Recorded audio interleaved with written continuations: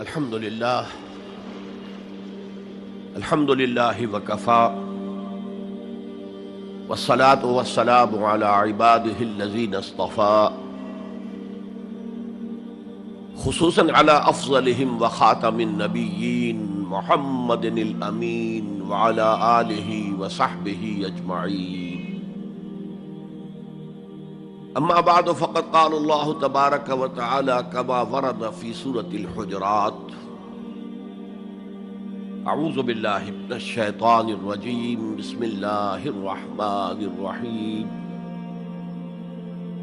قالت الأعراب آمنا قل لم تؤمنوا ولكن قولوا أسلمنا ولما يدخل الإيمان في قلوبكم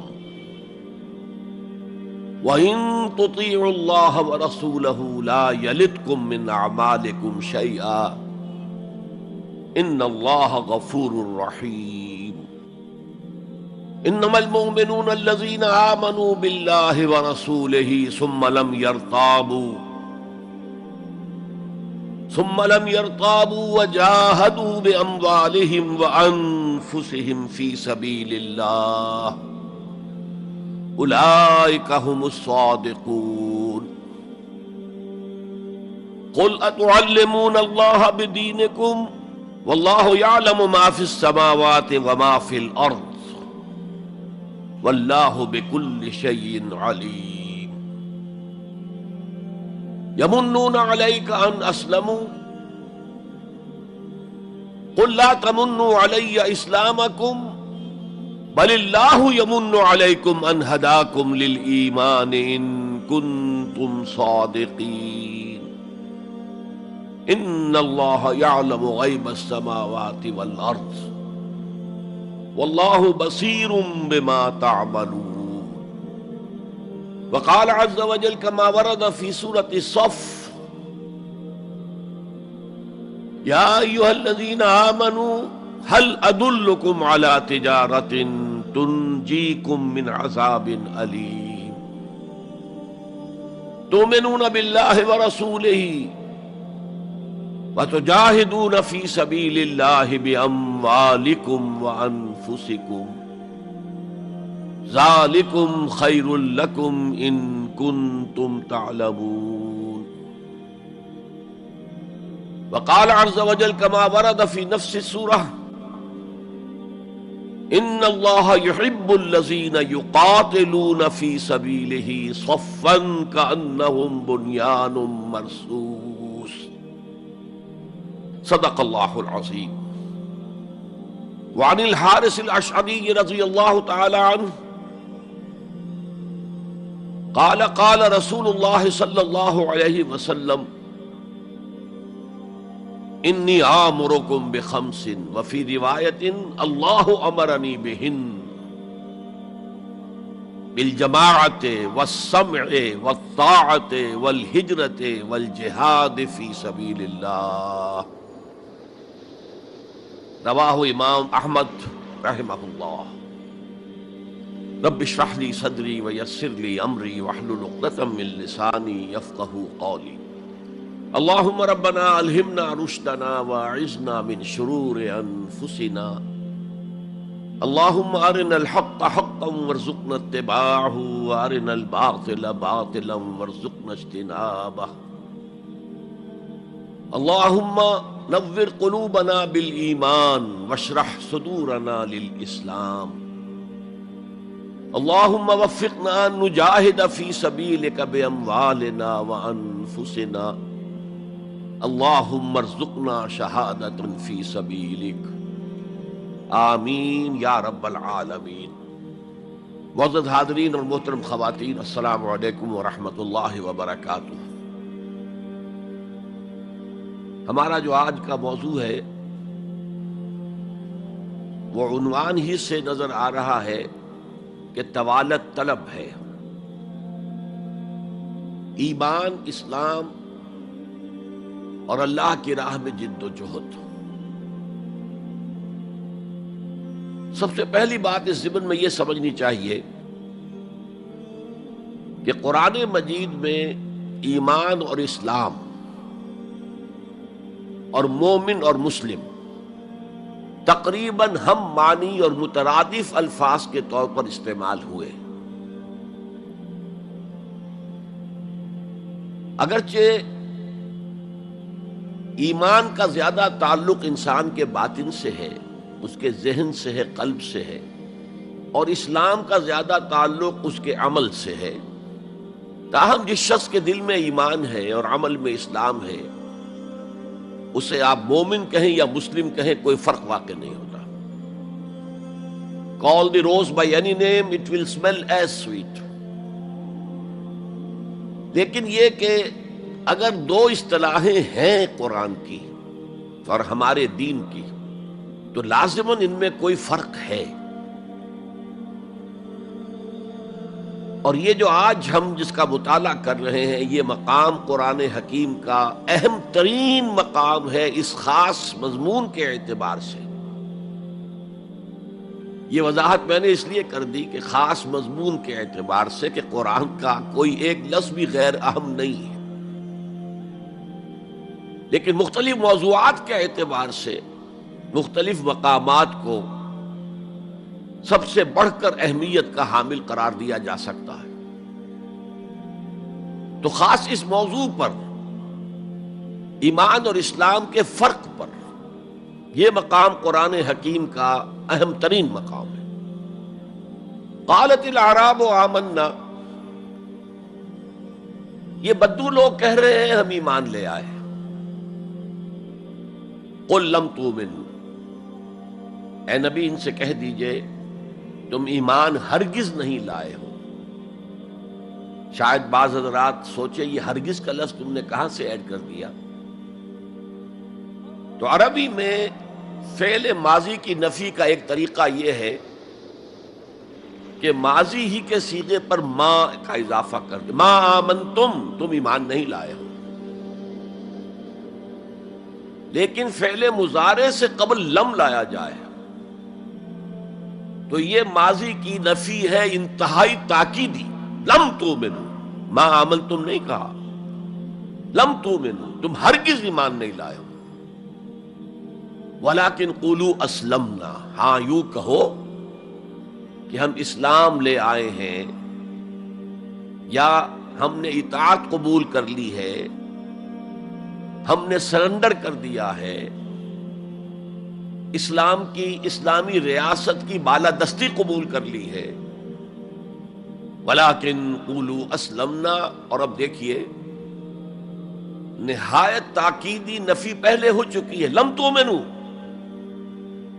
پھر مزید تاکید ولما يدخل الایمان فی قلوبکم،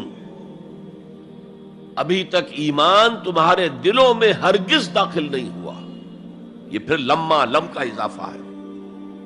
یہ مقام ہے جہاں ان دونوں چیزوں کو بالکل علیحدہ کر کے ایک دوسرے کے مقابل میں لے آئے ہیں۔ ثابت ہوا ایمان کچھ اور ہے، اسلام کچھ اور ہے۔ ذرا نوٹ کر لیجئے کہ قرآن مجید میں یا اسلام کی اصطلاحات میں تین جوڑے ایسے ہیں کہ جن میں عام اور خاص کی نسبت ہے۔ ایمان خاص ہے، اسلام عام ہے، یعنی ہر مومن تو لازماً مسلم ہے، ہر مسلم لازماً مومن نہیں ہے۔ یہی معاملہ نبی اور رسول کا ہے۔ نبی عام ہے، رسول خاص ہے۔ ہر رسول تو لازماً نبی ہے، لیکن ہر نبی لازماً رسول نہیں ہے۔ یہی معاملہ جہاد اور قتال کا ہے۔ قتال تو لازماً جہاد ہے، لیکن جہاد لازماً قتال نہیں ہے۔ ان اصطلاحات کے بارے میں بہت خوبصورت بات کہی ہے مفسرین نے، اذا التقیا خالفا واذا خالفا اجتمعا۔ جب یہ اصطلاحات سامنے سامنے آتی ہے، ایک دوسرے کے آمنے سامنے، تو ان کے مفہوم میں اختلاف ہو جاتا ہے۔ لیکن علیحدہ علیحدہ آ رہی ہو، یہاں پر اکیلی اصطلاح ایمان ہے، یہاں پر اکیلی اصطلاح اسلام ہے، تو ان کے معنی تقریباً ایک ہو جاتے ہیں۔ اور دوسرے یہ کہ یہ اصطلاحات جو ہے جوڑے، یہ ایک دوسرے کی جگہ پر استعمال ہو جاتے ہیں۔ تو ایمان کی جگہ اسلام، اسلام کی جگہ ایمان، یہ استعمال کیے جا سکتے ہیں۔ اور جیسا کہ میں نے شروع میں کہا، یہ دونوں تقریباً قرآن کے عام اسلوب کے اعتبار سے مترادف رحمانی الفاظ ہیں، لیکن یہاں انہیں بالکل علیحدہ کر دیا گیا ہے۔ قالت الاعراب آمنا قل لم تؤمنوا ولكن قولوا اسلمنا ولما يدخل الايمان في قلوبكم۔ اب ذرا پس منظر سمجھیے کہ یہ کون لوگ تھے جن سے یہ کہا جا رہا ہے۔ دیکھیے، آپ کو معلوم ہے کہ ابتدا میں جب کہ حضور ابھی مکہ میں تشریف فرما تھے، تو جس شخص کے دل میں ایمان یقین کے درجے میں آ جاتا تھا، صرف وہی کہتا تھا اشہد ان لا الہ الا اللہ واشہد ان محمد رسول اللہ۔ گویا کہ ایمان پہلے آتا تھا، اسلام بعد میں آتا تھا، اس لیے کہ انہیں معلوم تھا کہ اسلام کے اعلان کا مطلب کیا ہوگا۔ گویا کہ اپنے معاشرے کو میں چیلنج کر رہا ہوں، اپنے خاندان سے ہی نہیں، اہل و عیال سے بھی کٹ جانے کے لیے تیار ہوں۔ جو شخص اس حد تک یقین کا حامل ہو جاتا تھا، وہ پھر اسلام کا اعلان کرتا تھا۔ لیکن رفتہ رفتہ صورت بدلی، خاص طور پر ہجرت کے فوراً بعد۔ آپ کو معلوم ہے کہ وہاں اللہ تعالیٰ نے ایسے حالات اور اسباب پیدا کر دیے کہ جو دو قبیلے وہاں پر اصل عرب قبیلے آباد تھے، اوس اور خزرج، ان دونوں کے تمام اکابر ایمان لے آئے۔ اور قبائلی زندگی کا معاملہ آپ کو معلوم ہے کہ اگر سرداروں نے ایمان قبول کر لیا تو پھر دونوں قبیلوں نے ایمان قبول کر لیا۔ لیکن یہاں کیفیت اب وہ نہیں تھی۔ یقیناً بہت سے لوگ ان میں وہ تھے جنہوں نے دل کے ساتھ ایمان قبول کیا تھا، اس کے فیس ویلیو پر تسلیم کیا تھا، لیکن بہت سے لوگ وہ بھی تھے کہ جو یہ دیکھ کر کہ اب پورا قبیلہ اسلام لا رہا، چلو ہم بھی شامل ہو جائیں۔ یہ صورت تبدیل ہونی شروع ہو گئی، یعنی ان کے حد تک اسلام پہلے آ گیا، پھر رفتہ رفتہ حضور کی معیت میں رہے، حضور کی صحبت حاصل رہی اور اس سے استفادہ کیا تو ایمان بھی پیدا ہوتا چلا گیا۔ اب یہاں اسلام پہلے آیا، ایمان بعد میں آیا۔ یہی کیفیت ہماری ہے آج۔ ہم مسلمان تو پیدائشی طور پر ہیں، مسلمان والدین کے گھر میں پیدا ہوئے، الا یہ کہ کوئی اور کسی دوسرے مذہب سے تعلق رکھنے والا ایمان قبول کرتا ہے، اسلام قبول کرتا ہے، تو اسے بھی اپنے خاندان سے کٹنا پڑتا ہے، اسے اسی طرح کے حالات سے، چاہے وہ مار پیٹ اور وہ پرسیکیوشن اور وہ تشدد اور وہ ٹارچر نہ ہو جو ہو رہا تھا مکہ مکرمہ میں، لیکن بہرحال کافی کچھ قیمت انسان کو ادا کرنی پڑتی ہے اپنے اسلام کے قبول کرنے کی۔ لیکن ہماری 99,999 فی لاکھ جو اکثریت ہے وہ تو انہی پر مشتمل ہے جو آباء و اجداد کی وجہ سے due to accident of birth مسلمان ہیں۔ تو اسلام تو پیدائشی طور پر مل گیا، پیدا ہوتے ہی داہنے کان میں اذان پڑھی گئی، بائیں میں اقامت کہی گئی۔ بڑا عجیب سا نکتہ ہے، ایک صاحب نے جب بیان کیا تو میں واقعی چونک گیا۔ انسان کی پیدائش کے وقت اذان دی گئی اور اقامت کہی گئی، نماز کوئی نہیں، اور اس کے انتقال کے وقت نماز پڑھی گئی بغیر کسی اذان کے، بغیر کسی اقامت کے۔ گویا کہ اس نماز کی اذان اور اقامت پیدائش کے وقت ہے جو نماز جنازہ کی شکل میں اس کی موت کے وقت پڑھی جا رہی ہے۔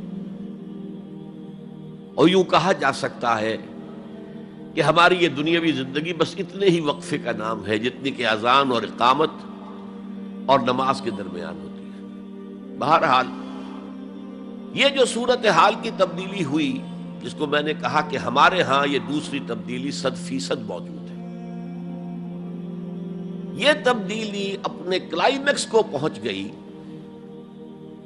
جب حضور کو اللہ تعالیٰ نے اتنی کامیابی عطا کی کہ مکہ بھی فتح ہو گیا،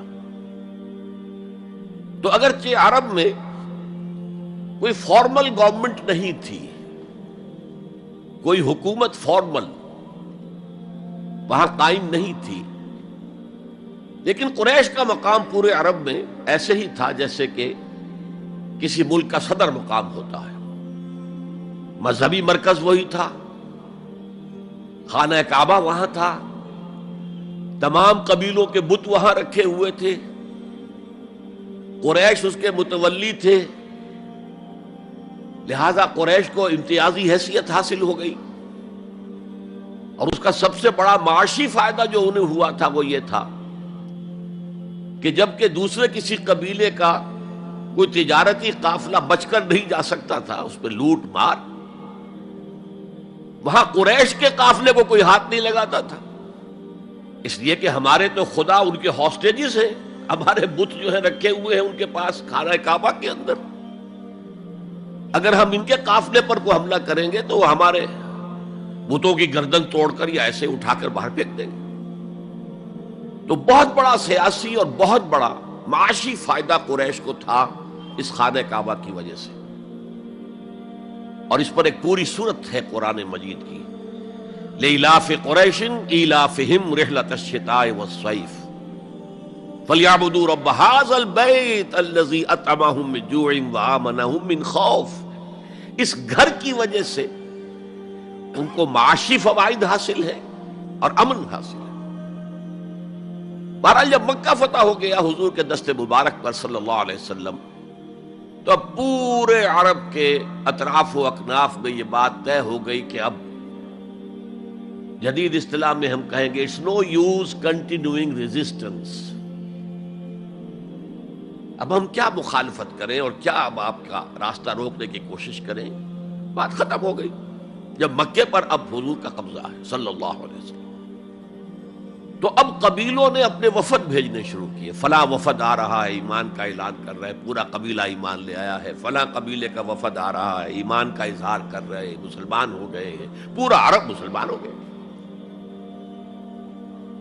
اب یہ لوگ جو ایمان لا رہے تھے، اور ایمان لانے کا مطلب کیا ہے؟ صرف یہ کہہ دینا اشہد ان لا الہ الا اللہ واشہد ان محمد رسول اللہ صلی اللہ علیہ وسلم، ان کی اندرونی کیفیات تین میں سے کوئی سی ایک ہو سکتی تھی، یا تو واقعی ان میں سے بھی کچھ لوگ ایسے تھے جو واقعتاً صدق دل سے ایمان لائے، ایسا بھی ہو سکتا ہے کہ وہ پہلے ہی سے ایمان لا چکے ہوں لیکن اپنے قبیلے کی عصبیت کی وجہ سے، اور یہ کہ پھر قبیلے کو چھوڑ کر کہیں جانا پڑے گا، وہ اظہار نہ کر رہے ہوں، اب اس کے اظہار کے اندر کوئی معنی نہیں رہا، کوئی رکاوٹ نہیں رہی، کوئی رسک نہیں رہا، یہ بھی ہو سکتا ہے۔ تو ایک ممکن کیفیت تو یہ تھی کہ وہ ایمان لائے ہو حقیقتاً صدق قلب سے، اور ایک ممکن صورت یہ تھی، اور یہ ہر انقلابی عمل میں ہوتا ہے، کہ مخالف انقلاب قوتیں جب یہ سمجھتی ہیں کہ اب ہمارا بس نہیں چلے گا، اب ہم انقلاب کا راستہ نہیں روک سکتے، تو بظاہر سرنڈر کر دیتے ہیں، لیکن دلوں میں ایک ارادہ ہوتا ہے دیکھیں گے کوئی موقع ملا، وہ حالات بدلے تو پھر ان سے نبٹ لیں گے۔ اگر کسی نے اس نیت سے اسلام کا اظہار کیا تو وہ گویا کہ منافق تھا، لیکن بہت سے لوگوں کی کیفیت ہو سکتی ہے نظری اعتبار سے کہ نہ مثبت طور پر ایمان ہے نہ منفی طور پر نفاق ہے، کوئی دھوکہ دینے کا ارادہ بھی نہیں ہے، کوئی صرف ٹائم گین کرنے کے لیے اسلام کا اظہار نہیں کیا ہے، تو گویا کہ یہ پازیٹو ویلیو ایمان کی +1 +2 +3 +4 ایمان کے درجے ہیں، ایک عام آدمی کا ایمان ہے، ایک ابو بکر صدیق کا ایمان ہے، زمین و آسمان کا فرق ہے۔ خود صحابہ میں یہ درجہ بندی تھی، اور ہم تو اپنے ایمان سے کیا نسبت اور کیا تناسب قائم کریں گے صحابہ کے ایمان کے ساتھ، بالخصوص ابو بکر صدیق جیسے صدیق اکبر کے ایمان کے ساتھ رضی اللہ تعالی عنہ۔ اسی طرح -1 -2 -3 -4 یہ منافقت کے درجے ہیں.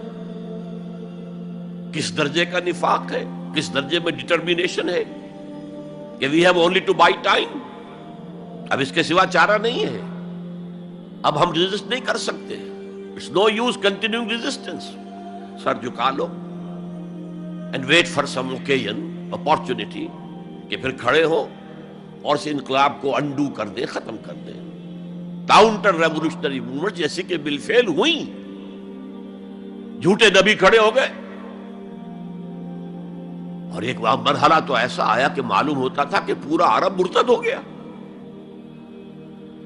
جیسے وہ شکل تھی اذا جاء نصر اللہ والفتح ورأیت الناس يدخلون فی دین اللہ افواجا، اس کے بالکل برعکس پوزیشن ہو گئی یخرجون من دین اللہ افواجا.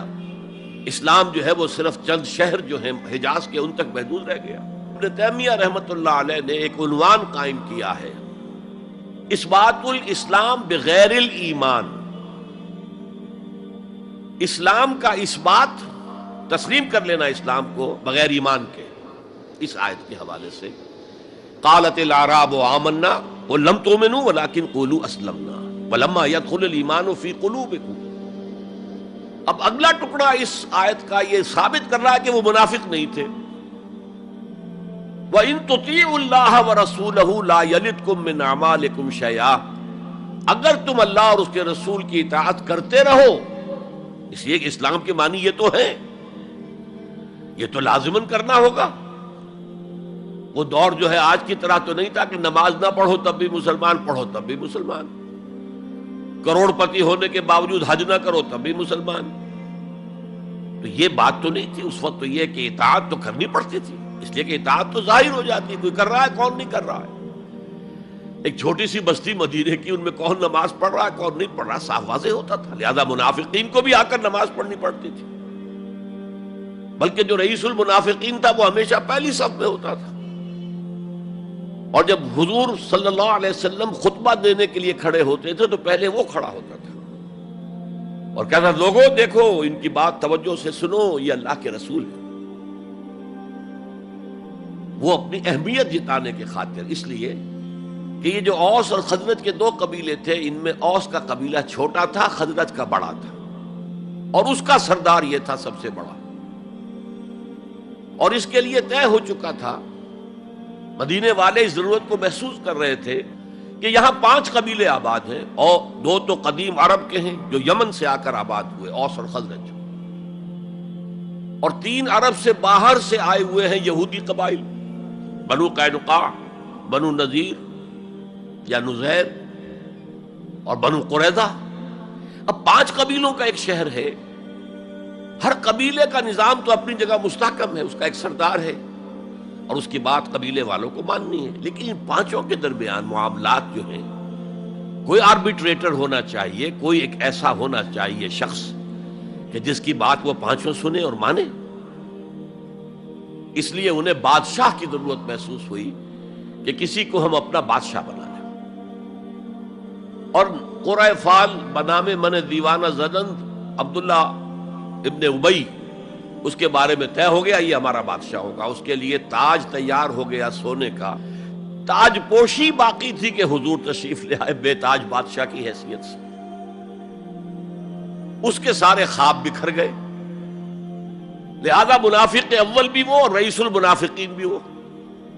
ایمان تو وہ بھی لے آیا، اگرچہ لایا ذرا لیٹ غزوہ بدر کے بعد، لیکن یہ ہے کہ وہ ایمان لایا تھا اسی انداز کا کہ ابھی دیکھیں گے، ہوا دیکھو، ہوا کا رخ دیکھو، تیل دیکھو، تیل کی دھار دیکھو، کوئی حالت ایسی ہو جائے کہ پھر یہ معاملہ تلپٹ کر دیا جائے.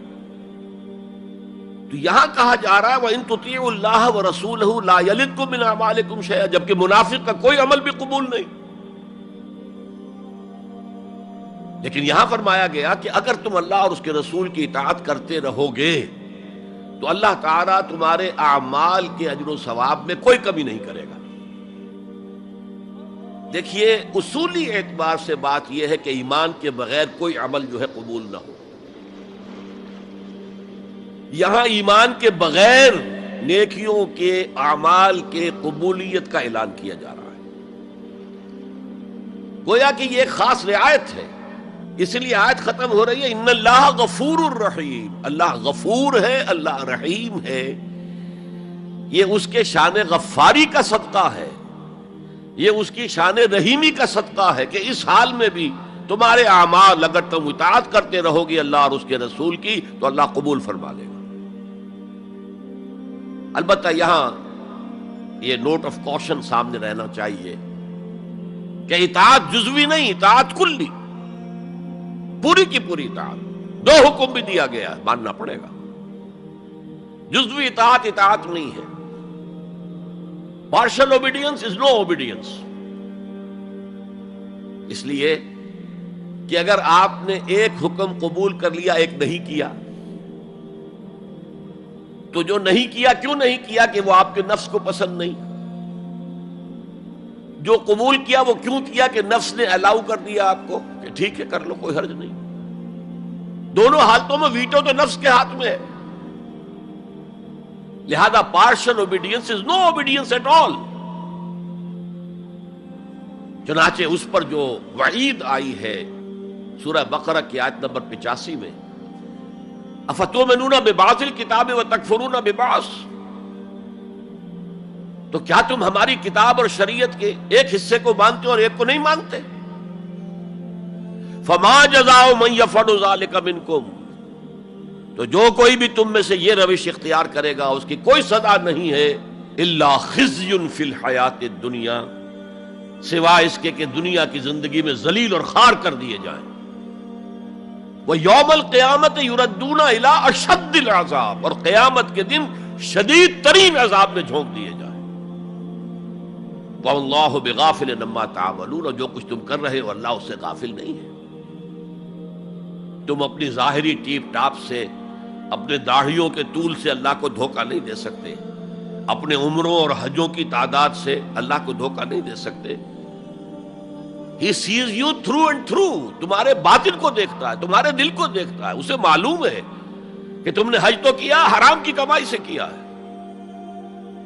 بہرحال یہ بڑی شدید وعید والی آیت ہے قرآن مجید میں کہ جس کا نقشہ ہماری نگاہوں کے سامنے آج دنیا میں مسلمانوں کی کیا وقت ہے، کیا حیثیت ہے. 1.25 ارب سے لے کر 1.5 ارب تک کی تعداد ہے جو آنکی جاتی ہے مسلمانوں کی دنیا میں. گویا کہ ہر چوتھا یا ہر 5واں انسان مسلمان ہے. کتنا بڑا رقبہ ان کے قدموں تلے ہے. ہر طرح کے وسائل اللہ نے مہیا کیے ہیں، معدنیات، نباتات، پھر جو آج کی سب سے بڑی دولت تیل، اس کے سب سے بڑے ذخیرے مسلمانوں کے قدموں تلے ہیں.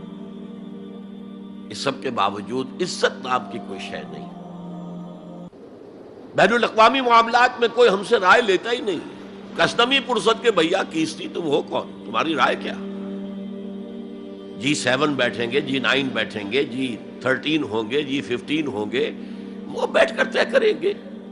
کوئی مسلمان ملک نہ G7 میں نہ G15 میں، جسے ہم محاورے میں کہتے ہیں نہ 3 میں نہ 13 میں. یہ ہے ہماری عزت آج دنیا میں. اکثر مسلمان ملکوں کی حکومتیں امریکہ کی جیب میں ہیں. یہ ہے ہماری حیثیت. تو ذلت جو ہے وہ تو آج ہم پر ہے مسلط. فما جزاء من يفعل ذلك منكم الا خزي في الحياة الدنيا ويوم القيامة. اب یہ قیامت کے دن کی بات جو اللہ فرما رہے ہیں، دعا ہی کی جا سکتی ہے کہ اللہ تعالیٰ اس سے بچا لے، کرم فرمائے، اپنی شان غفاری اور شان رحیمی سے ہمیں اس روز کی ذلت سے اور شدید ترین عذاب میں جھونک دیے جانے کی جو یہاں پر خبر سنائی جا رہی ہے، وعید سنائی جا رہی ہے، اللہ تعالیٰ اس سے بچا لے. تو اس آیت کو اب آپ سامنے رکھیے. البتہ ایک بات میں اور آپ سے عرض کر دوں کہ جو کیفیت اس آیت میں سامنے آئی ہے یہ مستقل نہیں رہ سکتی. اگر کوئی شخص واقعتاً چاہے آغاز میں اس کا دل پازیٹیولی ایمان سے خالی تھا، لیکن ساتھ ہی نیگیٹو نفاق سے بھی خالی تھا. کہہ سکتے ہیں زیرو لیول ہے، پلس ویلیوز اور مائنس ویلیوز کے درمیان زیرو آئے گا. تو باطن کے اعتبار سے چاہے وہ زیرو لیول پر تھا، لیکن اگر وہ اطاعت کرتا رہا، نماز پڑھتا رہا، روزہ رکھتا رہا، زکوٰۃ دیتا رہا، حرام چیزوں سے بچتا رہا، فرائض ادا کرتا رہا، تو اس سے لازماً ایمان پیدا ہو جائے گا اس کے دلوں میں. اس لیے کہ یہ دو طرفہ پروسیس ہے، بائی لیٹرل. ایمان سے عمل پیدا ہوتا، عمل سے ایمان پیدا ہوتا. عمل انسان جب کرتا ہے، اللہ کی راہ میں قربانیاں دیتا ہے، زادتہم ایمانا، ان کے ایمان میں اضافہ ہو گیا. اچھا، اب یہ ہے پس منظر ایمان اور اسلام کا فرق. اب اس کے حوالے سے یہ بھی، اس سے پہلے اگرچہ میں اشارے کر چکا ہوں، اسلام کی جو تعریف کی گئی ہے، متفق علیہ روایت ہے حضرت عبداللہ ابن عمر سے رضی اللہ تعالی عنہما، بنی الاسلام علی خمس، اسلام کی عمارت 5 چیزوں پر قائم ہے. شہادت اللہ الہ الا اللہ وان محمد رسول اللہ، وإقام الصلاة وإيتاء الزکاة وصوم رمضان وحج البیت من استطاع الیہ سبیلا. کلمہ شہادت ہے کہ میں گواہی دیتا ہوں اللہ کے سوا کوئی معبود نہیں، اور میں گواہی دیتا ہوں کہ محمد صلی اللہ علیہ وسلم اللہ کے رسول ہیں. پھر 4 عبادات ہیں، نماز ہے، روزہ ہے، زکوٰۃ ہے، حج ہے. تو اسلام جو ہے دنیا میں قائم ہے ان 5 بنیادوں پر. اب ان میں خاص طور پر دیکھیے لفظ ایمان کہیں نہیں آیا. گویا کہ اسلام کی بنیاد اقرار باللسان پر ہے، اور دنیا میں کسی شخص کے مسلمان سمجھے جانے کا دار و مدار صرف اسی پر ہوگا.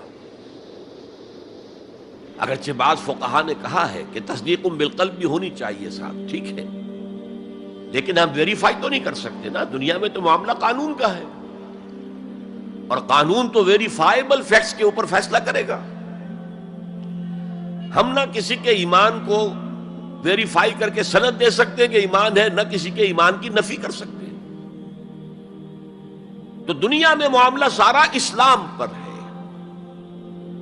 ایک مسلمان اسلامی ریاست کا مکمل شہری ہے، ایک مسلمان معاشرے کا مکمل ایک رکن ہے.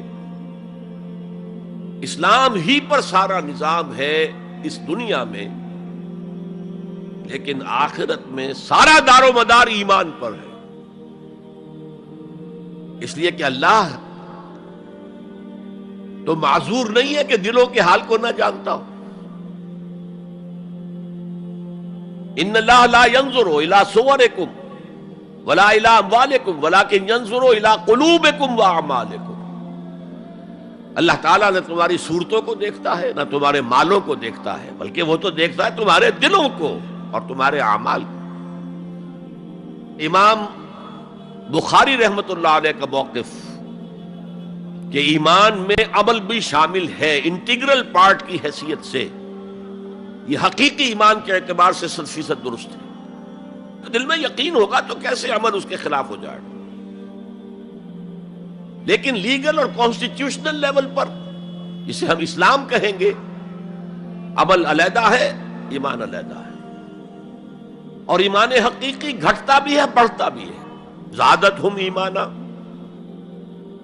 وما زادہم الا ایمانا وتسلیما، سورہ احزاب میں فرمایا کہ وہ جو 12,000 کا لشکر آ گیا تھا اور ایک شدید صورت پیدا ہو گئی تھی، اور محسوس ہوتا تھا perhaps this is the end، جیسے کہ ایک چراغ جل رہا ہے میدان میں رکھا ہوا اور جھکڑ چل رہا ہے بجھانے کے لیے.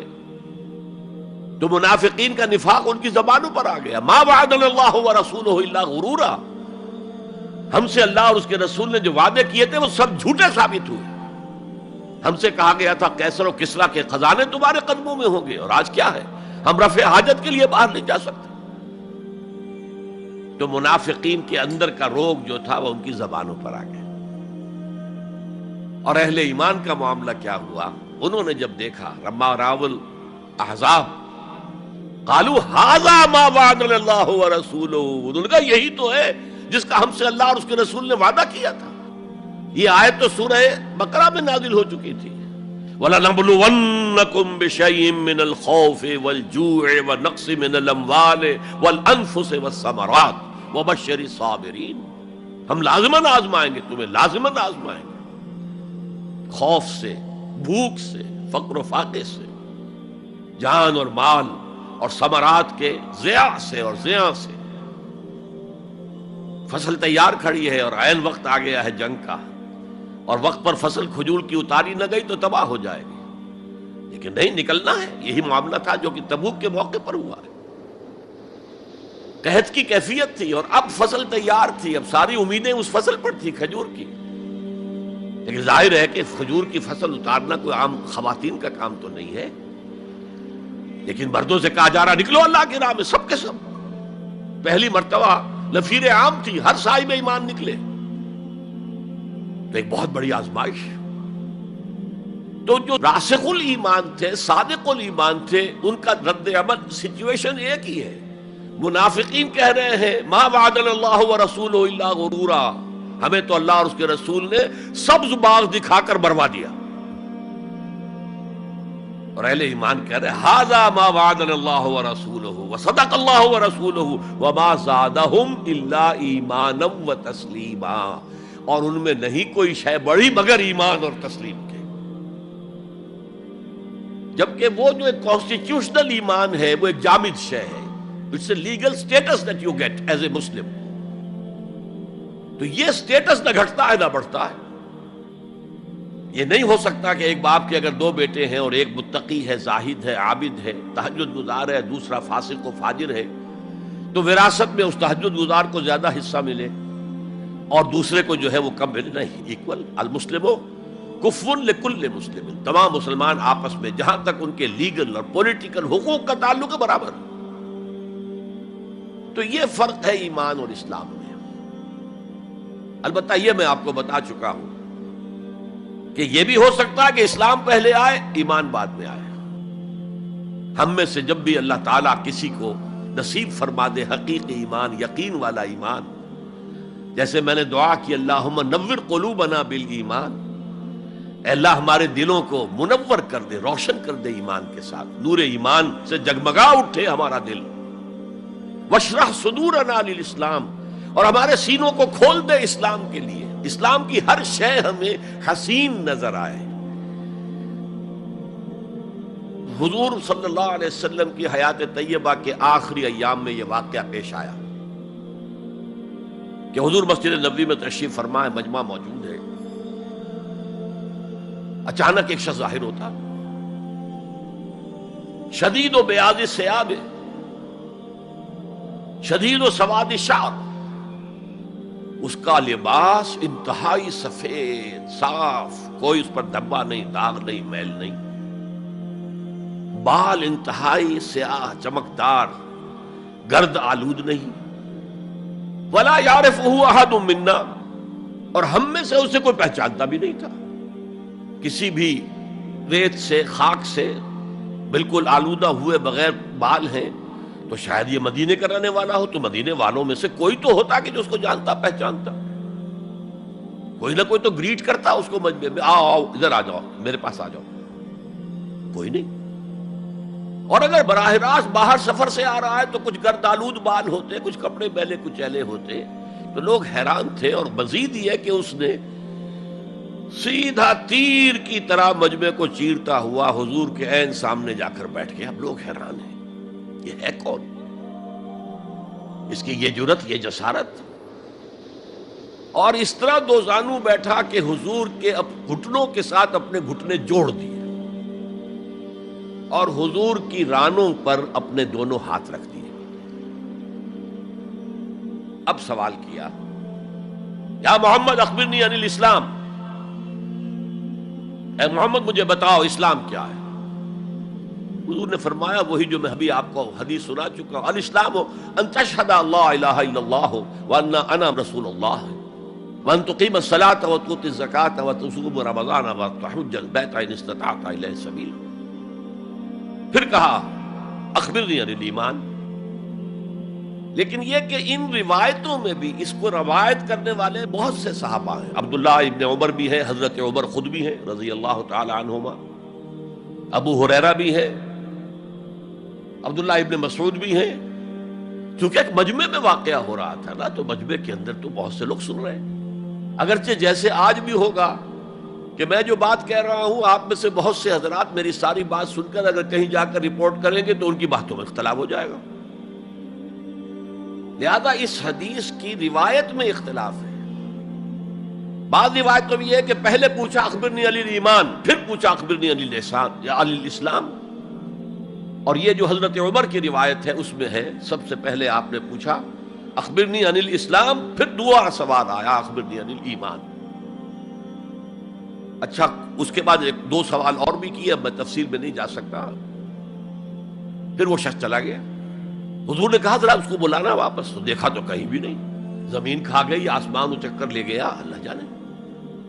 تب حضور نے فرمایا اوہ یہ جبرائیل تھے جو تمہیں تمہارا دین سکھانے آئے تھے. یعلمکم دینکم اذ لم تسألوہ، جبکہ تم نے اس کے بارے میں سوال نہیں کیا.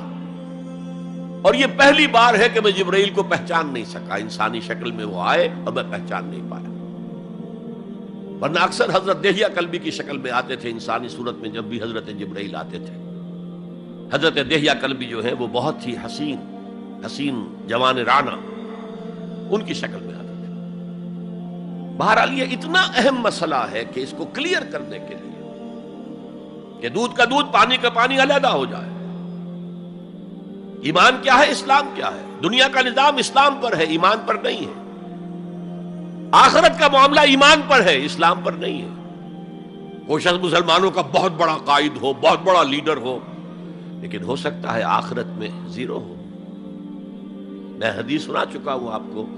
ایک شخص دنیا میں شہید سمجھا جا رہا تھا، ایک شخص دنیا میں بہت بڑا عالم سمجھا جا رہا تھا، ایک شخص دنیا میں بہت بڑا سخی سمجھا جا رہا تھا، اور اللہ نے سب کے دعوے جو ہیں ان کی نفی کر دی.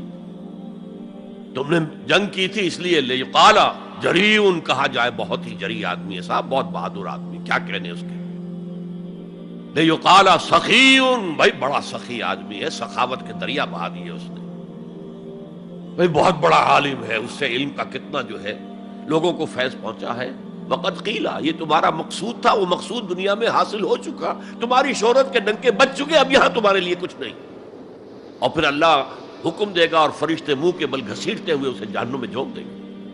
تو وہ اسلام وہاں کام نہیں آئے گا. بلکہ اسلام کیا، اسلام پر اتنی اضافی خوبیاں بھی کام نہیں آئیں گی اگر دل میں ایمان نہیں اور اس کے نتیجے میں نیت درست نہیں. حقیقت البر پر ہم گفتگو کر چکے ہیں، نیکی کی اصل حقیقت کیا ہے. اسی موضوع پر اصل میں امام ابو حنیفہ جو فقیہ ہے، ان کی کوئی کتاب اور تصنیف فقہ پر نہیں ہے. وہ سارے ان کے شاگردوں کے فتاوی ہیں جو بعد میں مرتب ہوئے. ہاں ان کی ایک تصنیف ہے الفقہ الاکبر، بڑی فقہ جو میجر ایشوز ہیں. مسلمان کون ہے، اور مسلمان گناہ کبیرہ کرے تو کافر ہو جاتا یا نہیں ہو جاتا. بعض احادیث سے ثابت ہوتا کہ وہ تو کافر ہو گیا، ایمان سے محروم ہو گیا. میں وہ حدیث سنا چکا ہوں آپ کو، واللہ لا یؤمن واللہ لا یؤمن واللہ لا یؤمن. خدا کی قسم وہ شخص مومن نہیں، خدا کی قسم وہ شخص مومن نہیں، خدا کی قسم وہ شخص مومن نہیں.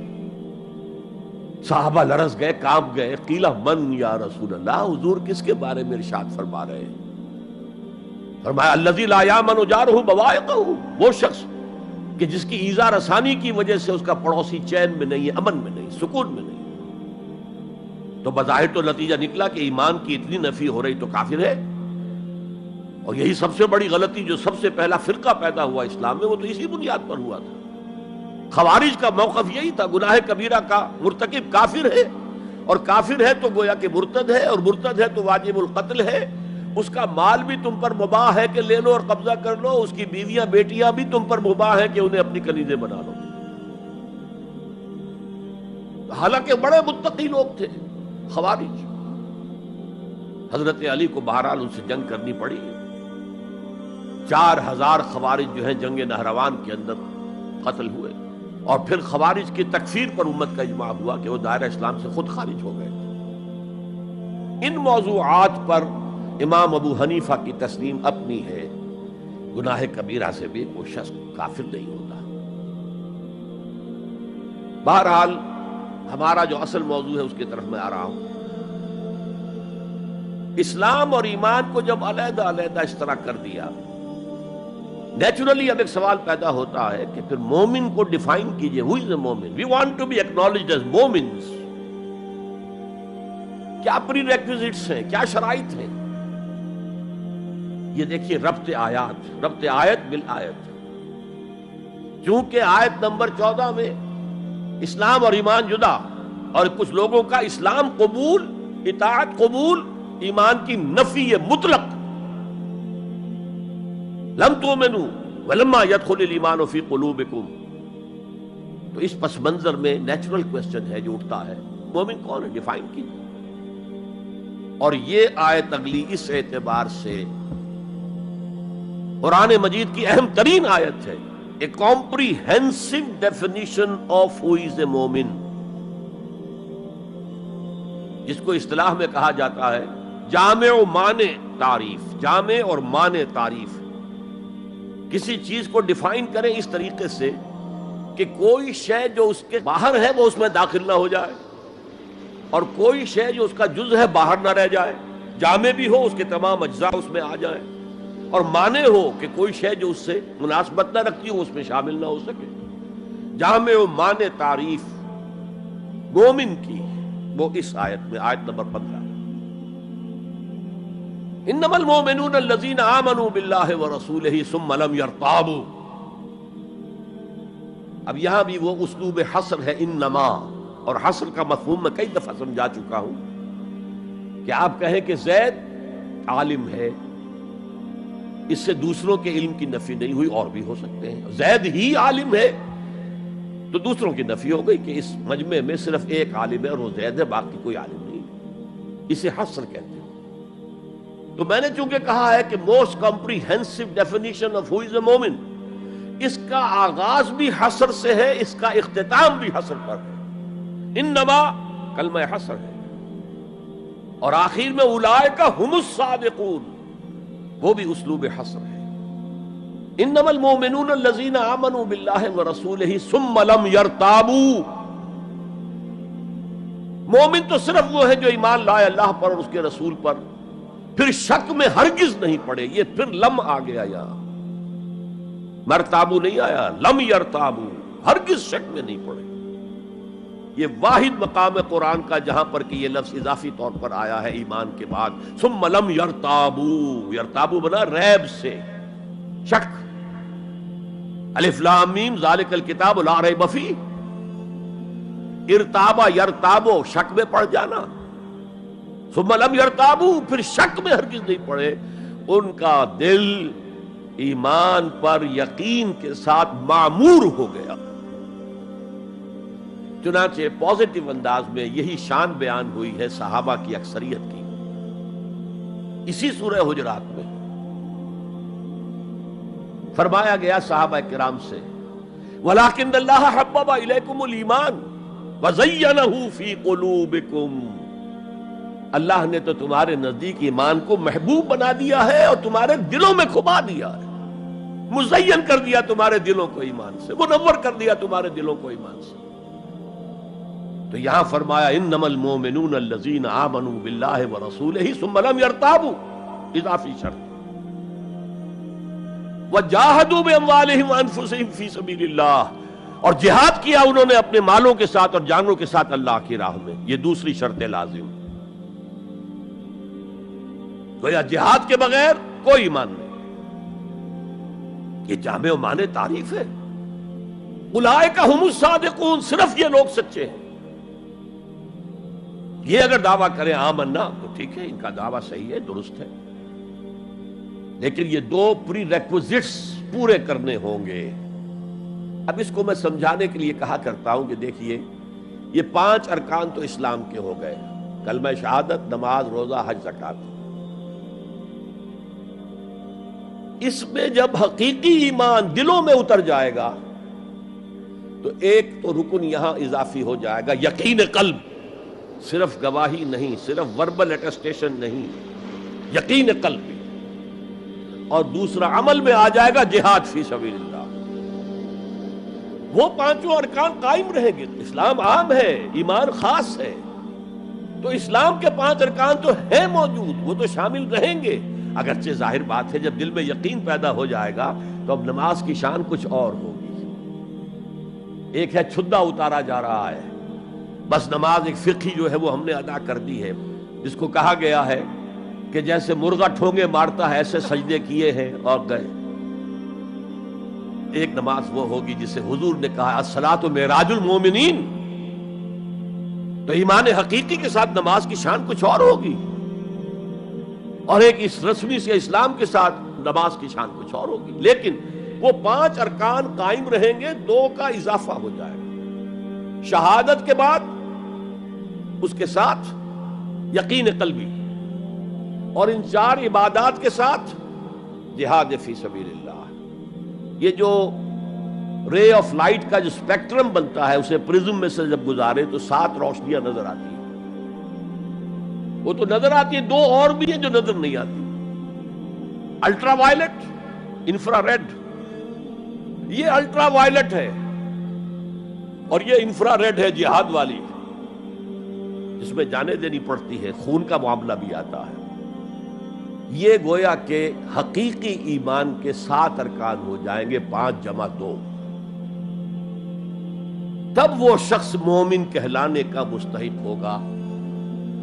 قُلْ أَتُعَلِّمُونَ اللَّهَ بِدِينِكُمْ. اے نبی ان سے کہیے تم اللہ کو بتانا چاہتے ہو، جتلانا چاہتے ہو اپنا دین. میں چونکہ ہریانہ میں پیدا ہوا تھا، حصار میں، تو وہاں کی جو مقامی بولی تھی اس کی کچھ چیزیں یاد ہیں. تھوتھا چنا باجے گھنا. جو چنا اندر سے خالی ہو گیا، کیڑا کھا چکا ہے، اس کے اندر آواز زیادہ ہو جاتی ہے. خالی برتن زیادہ آواز دیتا ہے، برتن بھرا ہوا ہے تو ظاہر بات ہے ڈل ہو جائے گی. تو وہاں تھوتھا چنا، کھوکھلا چنا، باجے گھنا، اس کی آواز جو ہے زیادہ آتی ہے. تو جن کے دلوں میں وہ ایمان نہیں تھا وہ بڑھ چڑھ کر کے ہم دیکھیے جی ہم تو اسلام لے آئے، ہم تو بغیر لڑے بھڑے اسلام لے آئے. حضور ہمارے ساتھ تو خصوصی معاملہ ہونا چاہیے، ہمیں زکوٰۃ میں سے خصوصی حصہ ملنا چاہیے. یہ جو وہ جتلاتے تھے اپنے دین کو، تو فرمایا قُلْ أَتُعَلِّمُونَ اللَّهَ بِدِينِكُمْ. کیا اللہ کو اپنا دین جتلا رہے ہو؟ وَاللَّهُ يَعْلَمُ مَا فِي السَّمَاوَاتِ وَمَا فِي الْأَرْضِ. اللہ کو تو معلوم ہے جو کچھ آسمانوں میں ہے اور جو کچھ زمین میں ہے. وَاللَّهُ بِكُلِّ شَيْءٍ عَلِيمٌ. اللہ تو ہر چیز کا جاننے والا ہے. اگر حقیقی ایمان تمہارے دلوں میں تو اللہ کو معلوم ہے، اور جیسا ایمان تم لائے ہو اللہ جانتا ہے اس کو. آیا واقعی صدق دل کے ساتھ ہے، یا نفاق کے اور دھوکے کے ساتھ ہے، یا یہ کہ خالی اسلام ہے، 0 لیول ہے. یمنون علیک ان اسلموا. اے نبی یہ آپ پر احسان دھر رہے ہیں کہ ہم اسلام لے آئے. دیکھیے جی ہم نے تو اطاعت قبول کر لی، آپ نے قریش سے تو اتنی جنگیں کی ہیں، فلاں سے تو اتنی جنگیں کی ہیں، آپ کے ساتھی اتنے شہید بھی ہوئے، ہم نے تو جنگ نہیں کی، ہم ایسے ہی مان لے آئے ہیں. تو گویا کہ احسان ہے ہمارا. یمنون علیک، مننا یمنو احسان دھرنا. یمنون علیک ان اسلموا قل لا تمنوا علی اسلامکم. کہہ دیجئے مجھ پر اپنے اسلام کا احسان مت دھرو. بل اللہ یمن علیکم ان ہداکم للایمان. بلکہ اللہ تم پر احسان دھرتا ہے کہ تمہیں اسلام کا راستہ دکھا دیا ہے. تم اسلام میں آ گئے ہو تو ایمان کا راستہ تمہیں دکھا دیا ہے. اب عمل کرتے رہو گے تو ایمان پیدا ہو جائے گا. یہ میں نے عرض کیا تھا کہ یہ کیفیت اثبات الاسلام بغیر الایمان یہ مستقل نہیں ہے، یہ عارضی ہے. جب عمل کریں گے تو ایمان پیدا ہو جائے گا. تو بل اللہ یمن علیکم ان ہداکم للایمان ان کنتم صادقین. بلکہ اللہ کا احسان مانو کہ اس نے تمہیں اسلام کے راستے پر لا کر گویا کہ اس سڑک پر ڈال دیا ہے جو ایمان کی طرف لے جا رہی ہے. اگر تم اسلام کے بارے میں بھی سچے ہو، یعنی وہ لوگ نکل جائیں گے جو دھوکہ دینے کے لیے ایمان لا رہے تھے. ان اللہ یعلم غیب السماوات والارض. یقیناً اللہ جانتا ہے ہر پوشیدہ چیز کو جو آسمانوں کی ہے اور زمین کی ہے.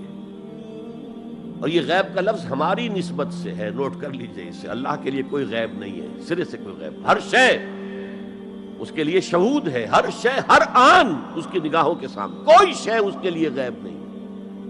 یہ ریلیٹو ٹرم ہے جو ہمارے لیے غیب ہے. واللہ بصیر بما تعملون، اور جو کچھ تم کر رہے ہو اللہ اسے دیکھ رہا ہے. اچھا، اب پھر پہلی دو آیات کی طرف آ جائیے. اسلام ایمان علیحدہ چیزیں ہیں. ایمان کی تعریف یقین قلبی دل میں، اور جہاد فی سبیل اللہ عمل. گویا کہ ان میں سے کوئی ایک چیز بھی نہیں ہے تو پھر مومن نہیں ہو تم. دل میں یقین نہیں تو مومن نہیں، عمل میں جہاد نہیں تو مومن نہیں. اب اسی کو دوسرے مقام سے جو میں نے آیات پڑھی تھی، سورہ صف کی آیت نمبر 10-11، یا ایھا الذین آمنوا هل ادلکم علی تجارۃ تنجیکم من عذاب علیم. اہل ایمان، کیا میں تمہاری رہنمائی کروں اس تجارت کی جانب جو تمہیں جہنم کے عذاب سے بچا دے، نجات دے دے. سوال یہ انداز، یہ قرآن کا بھی انداز ہے، حضور کا بھی انداز تھا. پہلے سوال کیا جائے تاکہ اذہان سوچنے کی طرف آمادہ ہو جائے، تیار ہو جائیں کہ اب آگے کیا بات آ رہی ہے. حضور بھی سوال کیا کرتے تھے، اتدرون من المفلس، تم جانتے ہو مفلس کسے کہتے ہیں؟ اکثر و بیشتر صحابہ کا جواب ہوتا تھا اللہ ورسولہ عالم، اللہ اور اس کا رسول بہتر جانتے ہیں. پھر حضور دوبارہ پوچھتے تھے تو اپنی اپنی سمجھ کے مطابق جواب دیتے تھے.